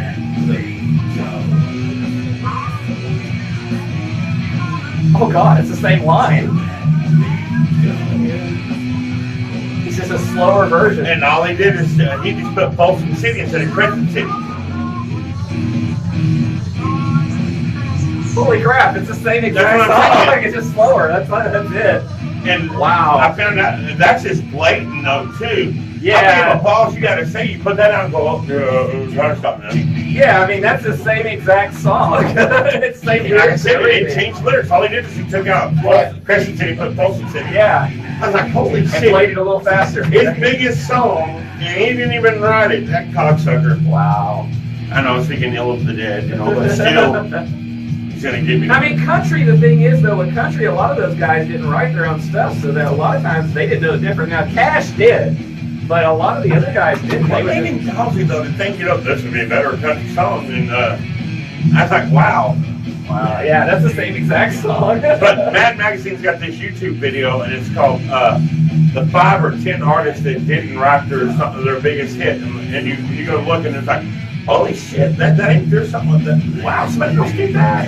Yeah. Before they did, think it was your own. Like, that's fucking nuts. And see, that's what I was saying, though. I think the internet's changed that a lot, because a lot of people can go, wait a second, and immediately look it up, where back then you have to go hunt down the record and stuff like that. If you guys make it big, you need to like have your lawyer on retainer, and then try to get that My Bad law published. Well, one of the things that we did that they always recommend that you do as an artist, the easiest way to have a copyright on something, once we got the album done, you take a couple copies, seal them in an envelope, mail them to yourself. I've heard that too. Because the postmark, as long as it stays sealed, the postmark will serve as legal notation of when that was came out. Matter of fact, I think we both done it at the same time. Yeah, we've got 3 copies of the album that are sealed in envelopes. That basically, if anything ever happens or somebody rips off something, I can immediately take that to court and go, hey, Hasn't been open. hasn't been open, take a look, here's the date on it, this is when we wrote it. So, You have to notice if you open it, you're going to be paying for it. yeah, so it's kind of one of those things that, yeah, we've Can the learned to do judge that. like re-wrap it up at the end? Can he use a My Bad defense and like you just go ahead and wrap it back up? Sorry. And lift it back up. Yeah. There you go. And because it smashed the envelope flat, it kind of broke your fucking CD. Dude! Really? I don't know about the judgment, but I want $10 for that. Yeah, the We're missing this shit in our show so much, man. For one show he's been in here, and I've been bouncing off of him more than I have been you. And you've been like trying to get him the conversation, but by then we've already passed you. You have to wait till we come back by. You're like, I want to take a local band, they play a song, I'm like, oh, I like that, and record it, do my own, and go, hey, wait, oh, sorry. hey, if Johnny Cash got away with it, you can too. Yeah, to see how long you get away with it before somebody notices. But see, then the news would at least get you, hey, this band ripped this off. I'm like, cool, press. Well, it's Well, like I tell him, no press is bad press. All publicity is good publicity. well, I wonder how bands get away with names, because Sunday night, the band called Alter Beast, Yeah. and they had a video game from Sega back in the night. Yep, Altered Beast. Oh, I yeah. loved Altered Beast. That was a fun game. That yeah. was. Well, yeah, in the 80s, early 90s. And I also like that other game, but I cannot remember what one it was, but it was where you fought all these different kind of monsters. You could get like a 99 hit combo. They'd go, killer combo. Killer Instinct. That's it. I Yeah, love that drove me game. nuts though. Guys would know that combo. They literally just go in there and go, Yeah, I go and got walk off, and you're getting your ass kicked. Yeah, and I'm like, what the Oh. fuck, man? Dude, damn. Like they would just memorize the combo, put in their coin, start. How long have you lived around here, Lou? Oh, I grew up around here. I grew up in Royce City and moved all around Dallas. So Back in the 90s, we had Texas Games, which is an arcade shop, Oh, and it was over in South Arlington off Green Oaks.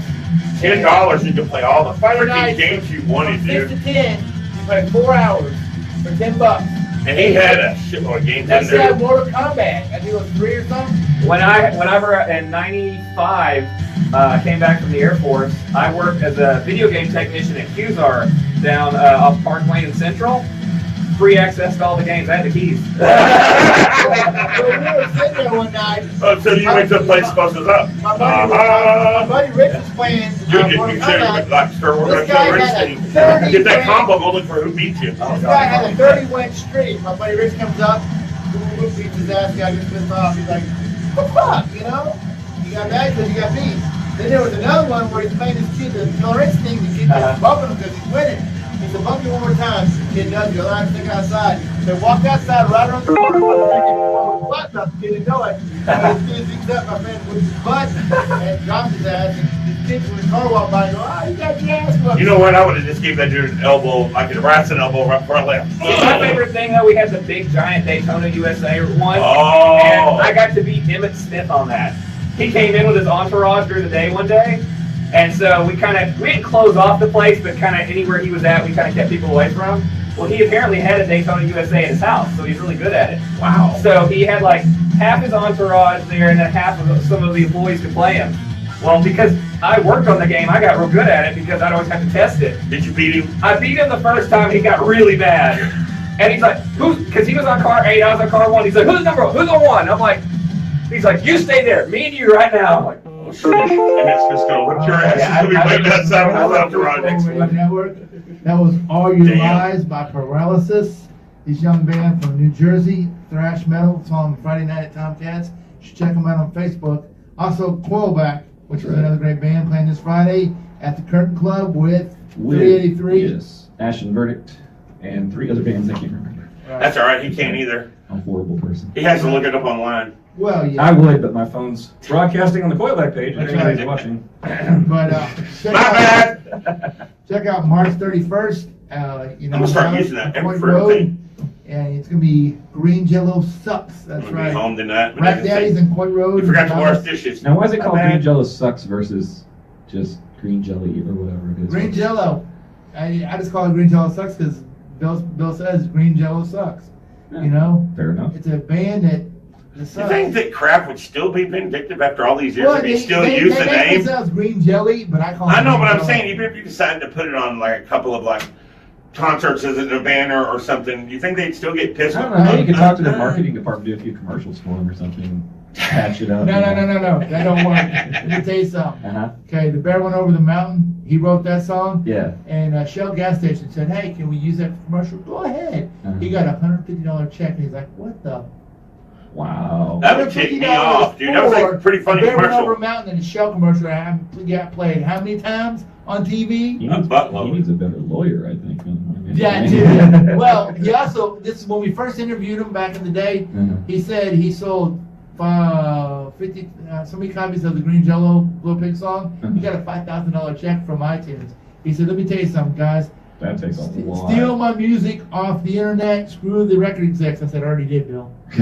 I've got everything he's ever done since. Done and done. Till Yeah. now. I got But it yeah. because of him. I mean, he's like, the record industry is just The blown record away. industry's corrupt now. They don't care nothing about the you artist. You make nothing as an artist from the recordings. I mean, look at it, man. Back in the day, it's What I was told by one of these band members that worked at Metallica concert last year said that, I don't know if this is true. I'm not, don't quote me on this, but he said the reason why Metallica did a tour last year is they were trying to save up money to buy their albums back from the record label. I can see that. But- and so that way they You're could. talking about how corrupt record companies are and how much they bleed out of you. Mhm. TLC back in the 90s, because I only watched Oh, yeah, Behind the they Music got on all the VH1. Yeah. They were bankrupt when their album was at #1, and they Yeah. were bankrupt because Well, the studios you had gotta like. understand. Took There's, everything. yeah, I've read up on a lot of recording contract stuff because I negotiate pretty much anything. Dude, that they we pay do. for everything at first. They pay you for your tour and for your, Well, see, your everything's recording, a loan. your video. Yeah, and then It's you an want to start making advance. money, they It's get it back. It's actually a loan from the record company. Yeah, And you don't people know go and that. Go, I'm gonna go get a Ferrari or something. It's like, no, you have to pay that back. Well, that's what It happened sucks. That's why. with Element 80. Mhm. Back when, who's the guy on the Eagle? The local show, Robert McGill. back Rob in the day? McGill, yeah. Back in the day, got him a deal, right? Mhm. And this is what I heard. This is not my quote on thing, but I heard this Putting this through down the as paper. hearsay. Yeah, hearsay that they went and they blew all the money on their first album, bought houses and cars and stuff, rather Yeah. than putting on the. Well, that's why I give credit to people like Insane Clown Posse that got their own recording label. All they need is Well, no, distribution. yeah, but look at Linkin Park. Okay, Linkin Park put out Hybrid Theory, the 1st Mhm. album. They took that money they invested in their second album, Yeah. which is Meteora, and it blew up so big it made them See, a lot millionaires. of And that's kind of become the new thing now, because especially with I know Madonna and Radiohead were two of the big ones that kind of did it, that were huge, where they went to Live Nation for distribution. Because the thing is, people don't understand. There's two different things. There's the production of the album and there's the distribution of the album. Yeah. And it's one of those things that before you would depend on the record company to actually pay for the production of it, but they were just giving you a loan. That was always the advances, the whole, we got 250,000. Yeah, that's to record the album and market it. Because one of the things too, if you don't negotiate your contract correctly, they'll make you pay for the marketing. So that all comes out of your cut. So once again, like TLC, you can end up owing money if you don't negotiate your contract correctly, because they're going to spend all this money on marketing and they're just going to put it on your tab. And they bled the artists from the 60s and Yeah. 70s So and a lot 80s. of a lot of bands A lot. now, what they'll do is they'll 90s. produce their own album out of their own pocket, and then hit up Sony or something. Go here, we'll give you X amount to distribute it for us, so we That's don't have the to way do it works, the footwork. man. But then they get a bigger chunk of it. So yeah, that's kind of become the new way to do it, and the internet's the great leveler for me. It's kind And of if one of those people back things that then you would've can had that- reach people I a don't- lot easier.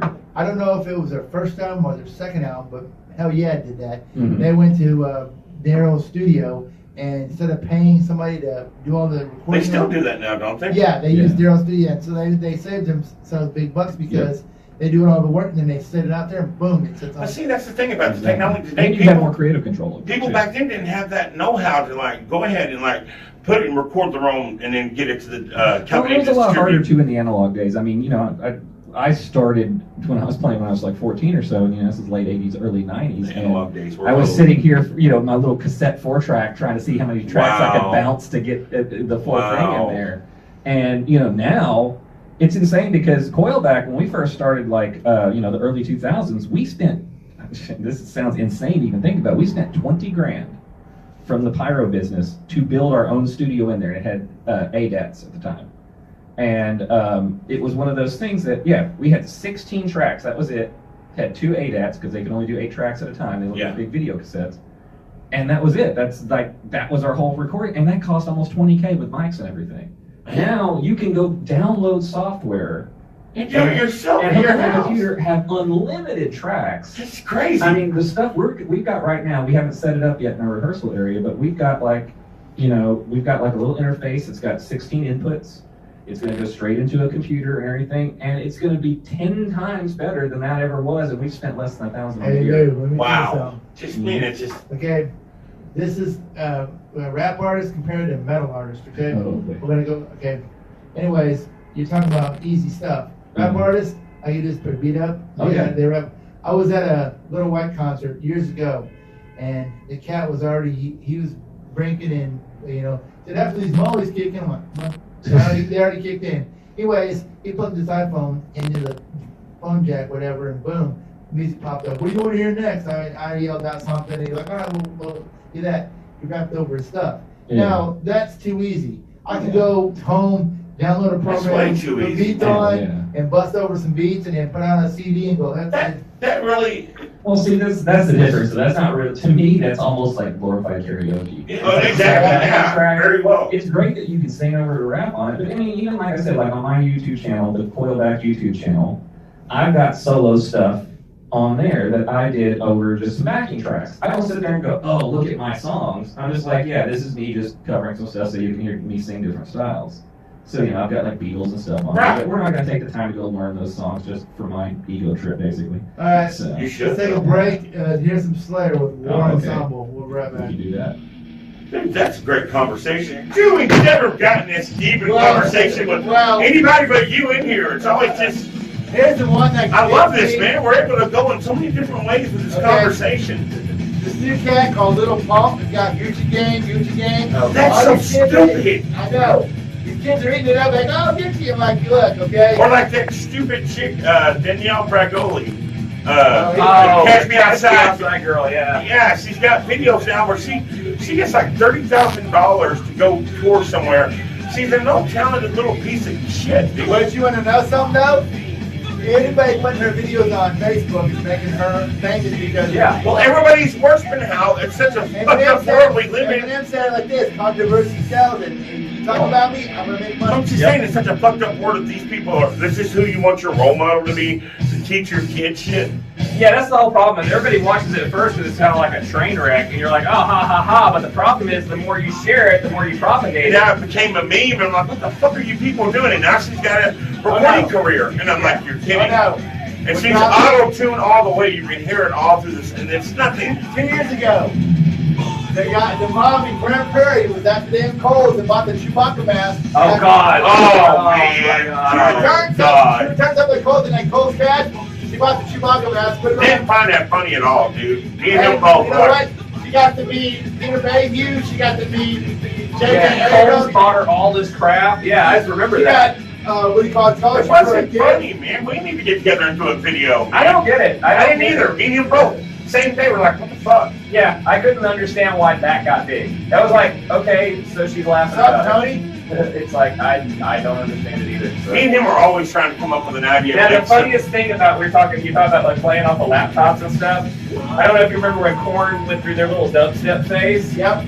I went and saw him at Skrillex is not a musician, dude. I went and saw him at Palladium. Well, all of his opening acts are dubstep. So you've got all these metal guys in there, but it's just a dude up there with a laptop, and everybody's just sitting there like, the hell? And you can see the people that were really for the dubstep because they had all the glow sticks and stuff, and we're doing all the raving stuff, but there's only like maybe 6 people. The rest of it, all these metalheads are just like, what the hell am I watching? Dubstep kind of got to be like this video game that we and him used to play called Music Generator. And it's like, that's what it is. What's the Oh, other yeah. guy? They play on a computer, people go to see it at the show. I'm like, what? What's the guy with the head? Skrillex? No, that's really. Oh, Deadmau5? Yeah, Deadmau5. Oh, God. That guy's from Canada. I mean, I watched a video on him. Now, nothing makes it but this guy's got a whole studio. He built his master bedroom that he bought the house from. And he's got keyboards, he's got all kinds of stuff, man. This guy makes money off this shit. Oh, yeah, he makes a ton of But money. the funny thing was, he buys keyboards. He was at a pawn shop one time, he was showing this keyboard. This keyboard right here is a $5,000 keyboard. I bought it at a pawn shop for $20 for the keys, you know what they were selling. And he makes money, he shows the whole setup of how he says. Lew music is not like any more. It's gotten to the point to where, I mean, he still listens to the metal aspect What's of up, it, Joe? but I'm going to listen to the old stuff, dude. Well, see, to me, I think, What's up, Joe? it goes through. The other Pope. It goes through waves, so it's like, it's just like a lot of the pop from the 80s. Dude, what I'm laughing at is albums are making a comeback again. I'm like, holy shit. Are we going to hang around long enough that cassettes are going to come back or 8 tracks? Yeah, they go full circle back. Dude, I'm telling you, I never would have thought it, dude. That's already back. Fuck, man. It's a hot thing now. 8 tracks, man. My mother used to, she used to have that same station wagon that they had in that 70s show. Yeah. That country, the whatever, with the walnut, with a Play paneling on it. Yeah. My mother used to have the 8-track tape of John Denver's playing in that car all the time. It just like clicked from track to track. Yeah, if you missed something, you had to fast forward and go all the way back around. Yeah, You could rewind it all.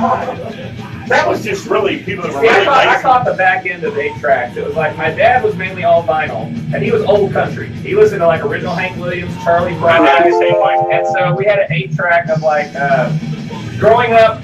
My mom used to rock me to sleep to John Malaya by Hank Williams, and so the problem would be if she played the 8-track, I would cry. She had to fast forward the whole thing to get back to it. So they finally got the vinyl to where she could put it back on there each time. And I still have that vinyl hanging up in my house. That's cool though. She kept it. I'm like, I'm keeping that. So I framed it. It's all sprayed up now. Who cares? It's a family You guys do a version of this? Yeah, it's on YouTube. We got it on YouTube. We played it at, matter of fact, when Jerry Warden booked us at Diamond Gems, we played it there. So This song that kind of famous. Once they played this song, you ever remember Young Ones? the British one, the British show? Yes. Yeah.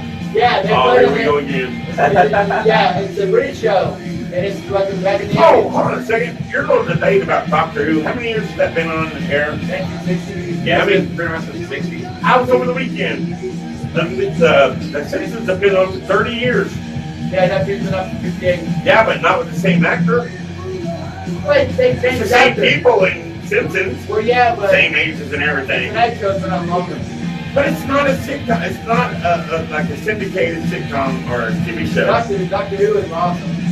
The problem with Doctor Who is they had big stints of where they didn't do anything for a while. Because like in the 80s and 90s, there were big breaks where they would try to reboot it, and it didn't happen. Try to reboot I it, know. didn't happen. Sort of watching it on Channel 13 back in the day. The newer Doctor Who is great. The older Doctor Who, some of it's good, some of it's kind My favorite You was need drugs to Tom really Baker. get into of it. Tom Baker's great. I've actually got 2 autographed pictures of him. I've got one of him in K9 with both of their autographs on it. I was like, I'm gonna hang on to him because he ain't got much longer on this earth. So. Oh, you're also a big like Ash fan too. Oh, Evil Dead, Dude, I'm love telling you. Ash.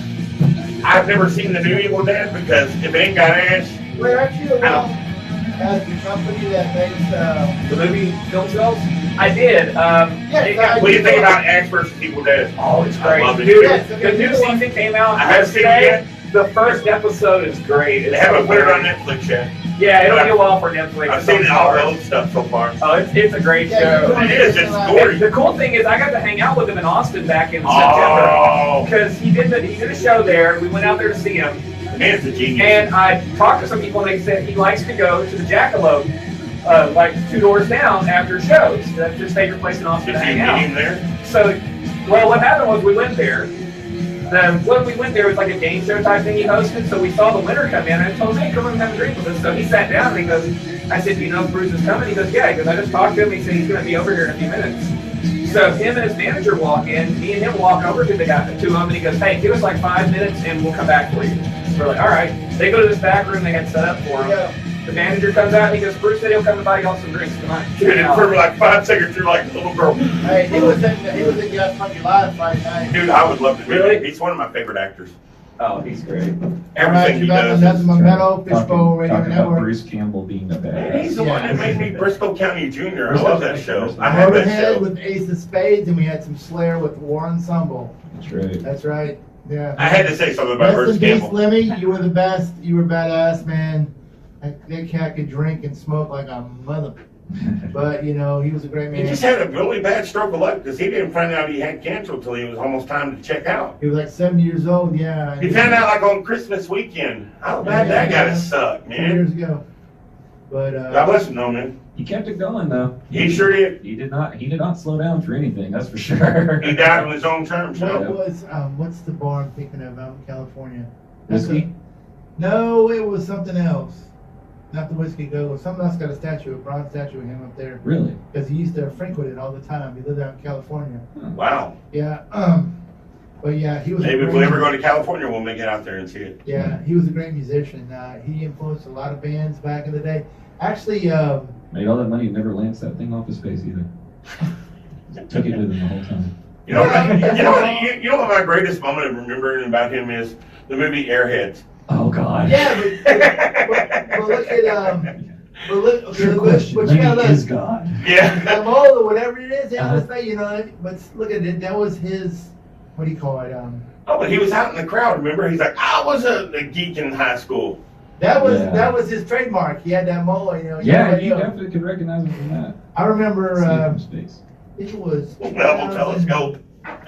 2011, anyways, it was either 2011 or 2012. It was Megadeth, and Volbeat, and supposed to be Was this Newstead Volbeat or Volbeat before Newstead? Volbeat before Newstead, Okay. and Motorhead. Motorhead was headlining, Mm-hmm. so Lemmy had to drop out because he had laryngitis or something wrong with it. You know, he couldn't play. Mm-hmm. So a lot of fans were like, "Man, we just come here to see Motorhead." I'm like, "I can see an extra hour worth of Megadeth."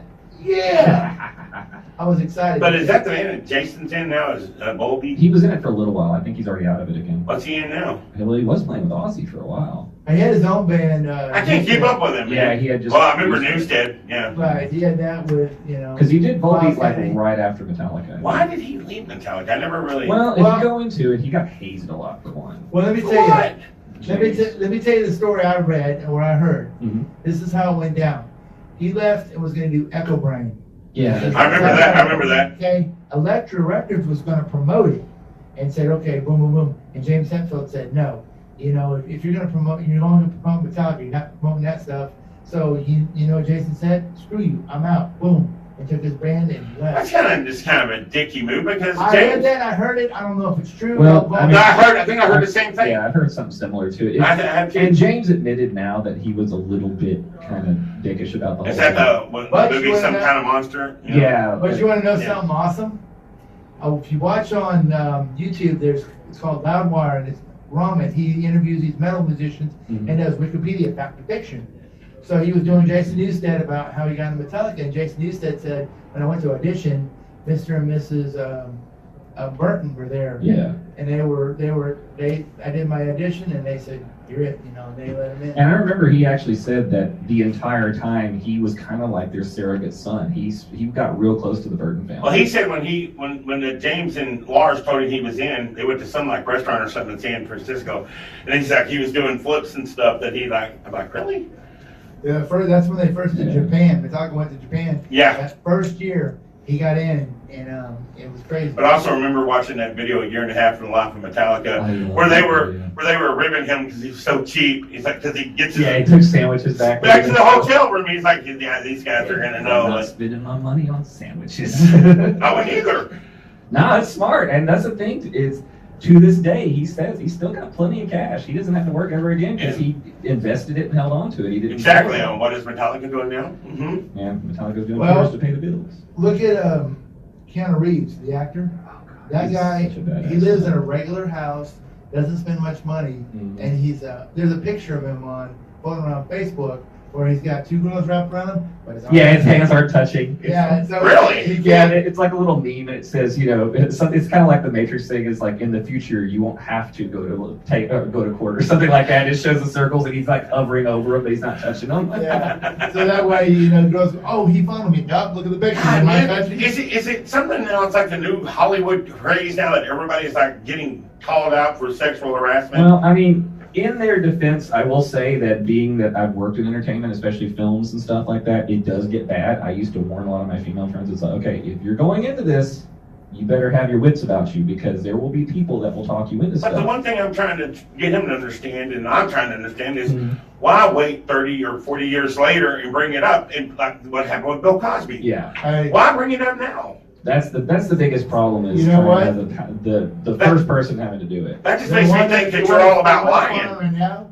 is Nicole Eggert with Charles and You're kidding? Yeah, Golly. she's trying to get Scott Baio saying that he sexually and Oh, I remember hearing about that. Charlie Charge and Scott Baio. He put out a video. He's done all this stuff. He's got lawyers. That, look, you prove me wrong. He's like, Well, Corey Feldman said that Charlie Sheen molested Corey Haim in that Lucas movie. Charlie Sheen doing anything doesn't surprise me really. All right, let's get off the subject of movies and let's get back to some Coilback with Your Misery. Well, hey, good song for what we're talking about. But yeah, man, everybody. Now I will say that if you do Vengeance Serve, that's the new one, but it's a live recording, so it's kind of basic. Right. So it might not sound as clear as the other ones, but that's the newest one, is that Vengeance Serve. Mike, I hate to say this, and I really do, and I'm not trying to make you look bad, but I'm actually having more fun talking with him today. And I've never talked to him before, except on Facebook, or I've called you on the phone. But I've never knew you had this kind of personality. You are somebody I could love to play off of too. Oh, thank you. Without being in sounding You in wanna a play gay. with? I said without saying it yet. He's the first to call out all the gay phobia shit.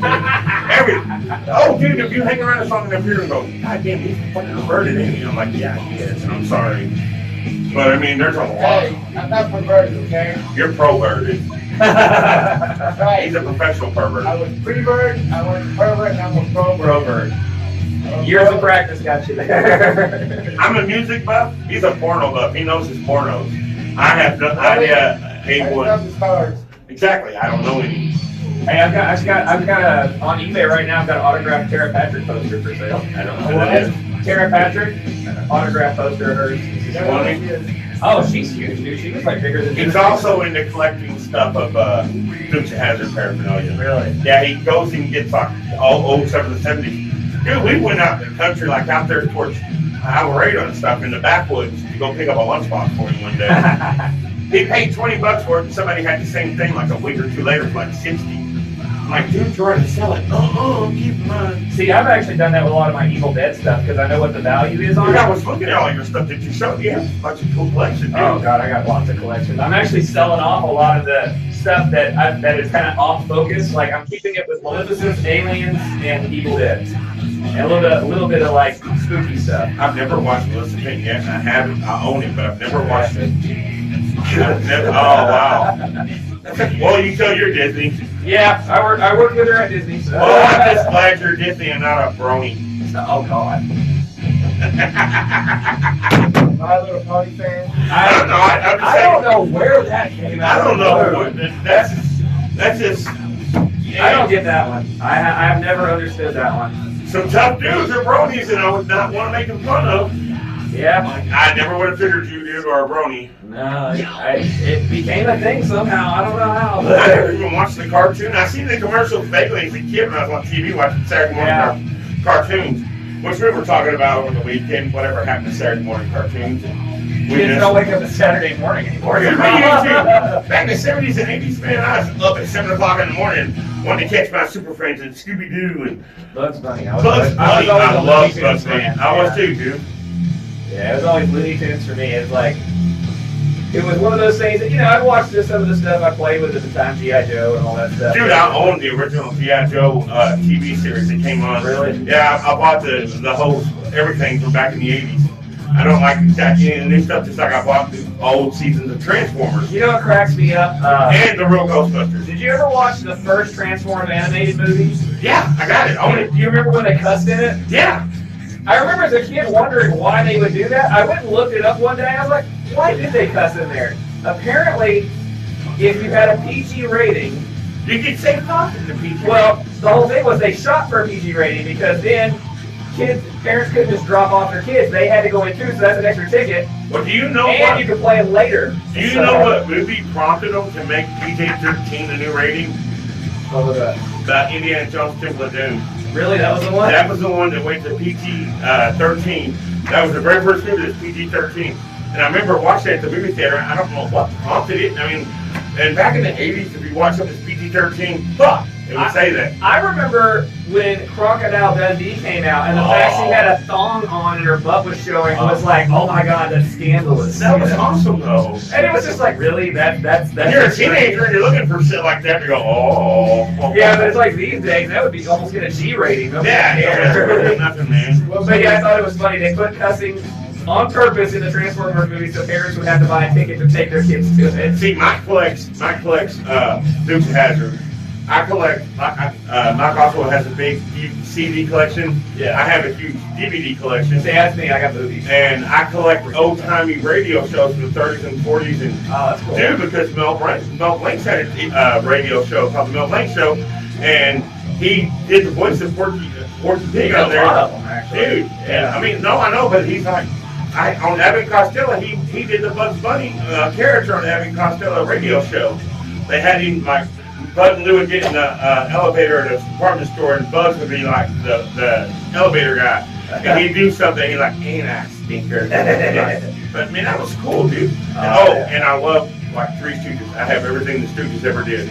That's an interesting thing too. Is if you go look, like you can find them on the internet these days. I actually have a DVD of it. But talking about Bruce Campbell and Sam Raimi are huge Three Stooges fans. I love which Sam is Raimi. why Evil Dead has so many of those gags in it. Yeah. And some of their shorts, if you go back and look at some of their old 8mm shorts they did in high school and college, it looks like a revamp of Three Stooges. You know what though? I never had seen Evil Dead 1 and 2, never knew they existed. I went and seen Army of Darkness. And it wasn't until me and my buddy went up to the video store to rent it one night, Army of Darkness, and watching. He's like, this guy behind the counter says, if y'all will watch the other two, Yeah, Evil that's Dead. the third one, I'm yeah. like, really? So we went and rented them on videotape. The original ones. I'm like, fuck, man, these are badass. Did you hear about Kevin Smith? Oh, he's my Oh favorite yeah, he had a character. heart attack. Yeah. Sunday night. Last night, yeah. Is he all right? He was doing 2 comedy shows. The first one, He's my he favorite finished director. it up, Oh, yeah, and he besides had a heart Quentin attack. Tarantino. They rushed him to the hospital. They said that his major artery, which is the widowmaker, was clogged. They had to be Yeah, clogged. 100% clogged. I hope he's all right. They had to put a stent in there to get it, but he said he's doing better now. But he's like, he was this close to that was it. He's one of my favorite people I would like to meet for director-wise. After this song goes off, we're going to wrap it up. Hey, I met Wes Craven, but I met him at coming out of a WWE pay-per-view at one of the movie theaters over in Arlington. He used to do it on 79. Yeah, movie tavern over on Green Oaks. You used to pay like $5 and go in there and watch the pay-per-view. And he was coming out, and one of the ushers had told me who he was.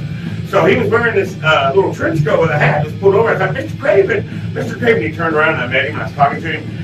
And he said, and he gave me his autograph. He said, thanks for being a fan, but remember, whatever you do, don't fall asleep. I'm like, oh, that's awesome. You know who Tom Savini is, right? Oh, hell yeah. When I worked at Disney, he came in, but he didn't come in with an entourage. Like James Hetfield came in when I was working there.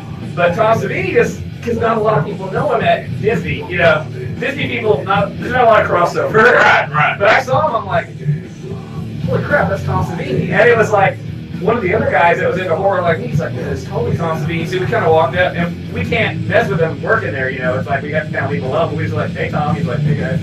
It's like, Dude, having fun. wasn't he Sex Machine in Industrial Dawn? Yeah. That's who he was. Yeah. And He's a huge special effects artist. oh, I know. Popped up like Yeah, the little gun pistols. Oh, you know who else I met too? The nicest guy in the world, Ari Milanoff. That played Leatherface in the third movie. And we went and met him because I used to do haunted houses and work in them. I worked at Terrorplex in Mansfield, so did he. Yeah. And they were in that movie, the house that October built. I haven't seen that yet. You need to watch it because they're talking to one of the guys there. His name's Patrick Matthews. He's one of the dudes that owned the haunted house at the Terrorplex. Okay. And they filmed part of that out there, but they told us those were horror people that were coming in to review haunted houses. Yeah. And I'm like, okay. And I said, Pat, you're in the movie. He's like, well, you're in it too if you get the Blu-ray. He said, you're walking around the back. I'm like, really? Cool. So I haven't got the Blu-ray yet, but I want to get It's it. weird sometimes. It's like right before I went to Florida, Blue Man Group had a concert that I got invited to, and we were like 15th row or something. Turns out they were recording it for a DVD. I didn't even know. I bought it in Florida, going, hey, that's a tour I saw. That'd be kind of cool. And it was a fun tour because it's called How to Be a Megastar. Yeah. Well, there was a part where they walked through the crowd, and I had walked out there to take a picture close up. And you're on it. And I didn't realize it. And somebody goes, are you on it? I was like, I doubt it. And then I went, wait a second. There was a time when he walked by me. Maybe they were filming. Sure enough, there I am, clear as day, sitting in front of the aisle like, hey. What was that song by Hell Yeah? You wouldn't know. You wouldn't know when they did that video at the clubhouse? We're in there. We're up around the front of the row. But you can't see us, but when you watch the making of the video, you'll watch us walking back and forth. Well, somebody was fucking, he had a burly I used to have a burly afro looking hair, and they called me Joey Buttafuoco. Look, it's Joey Buttafuoco. And that's what you heard him say to me. You see me going, That's really? hilarious.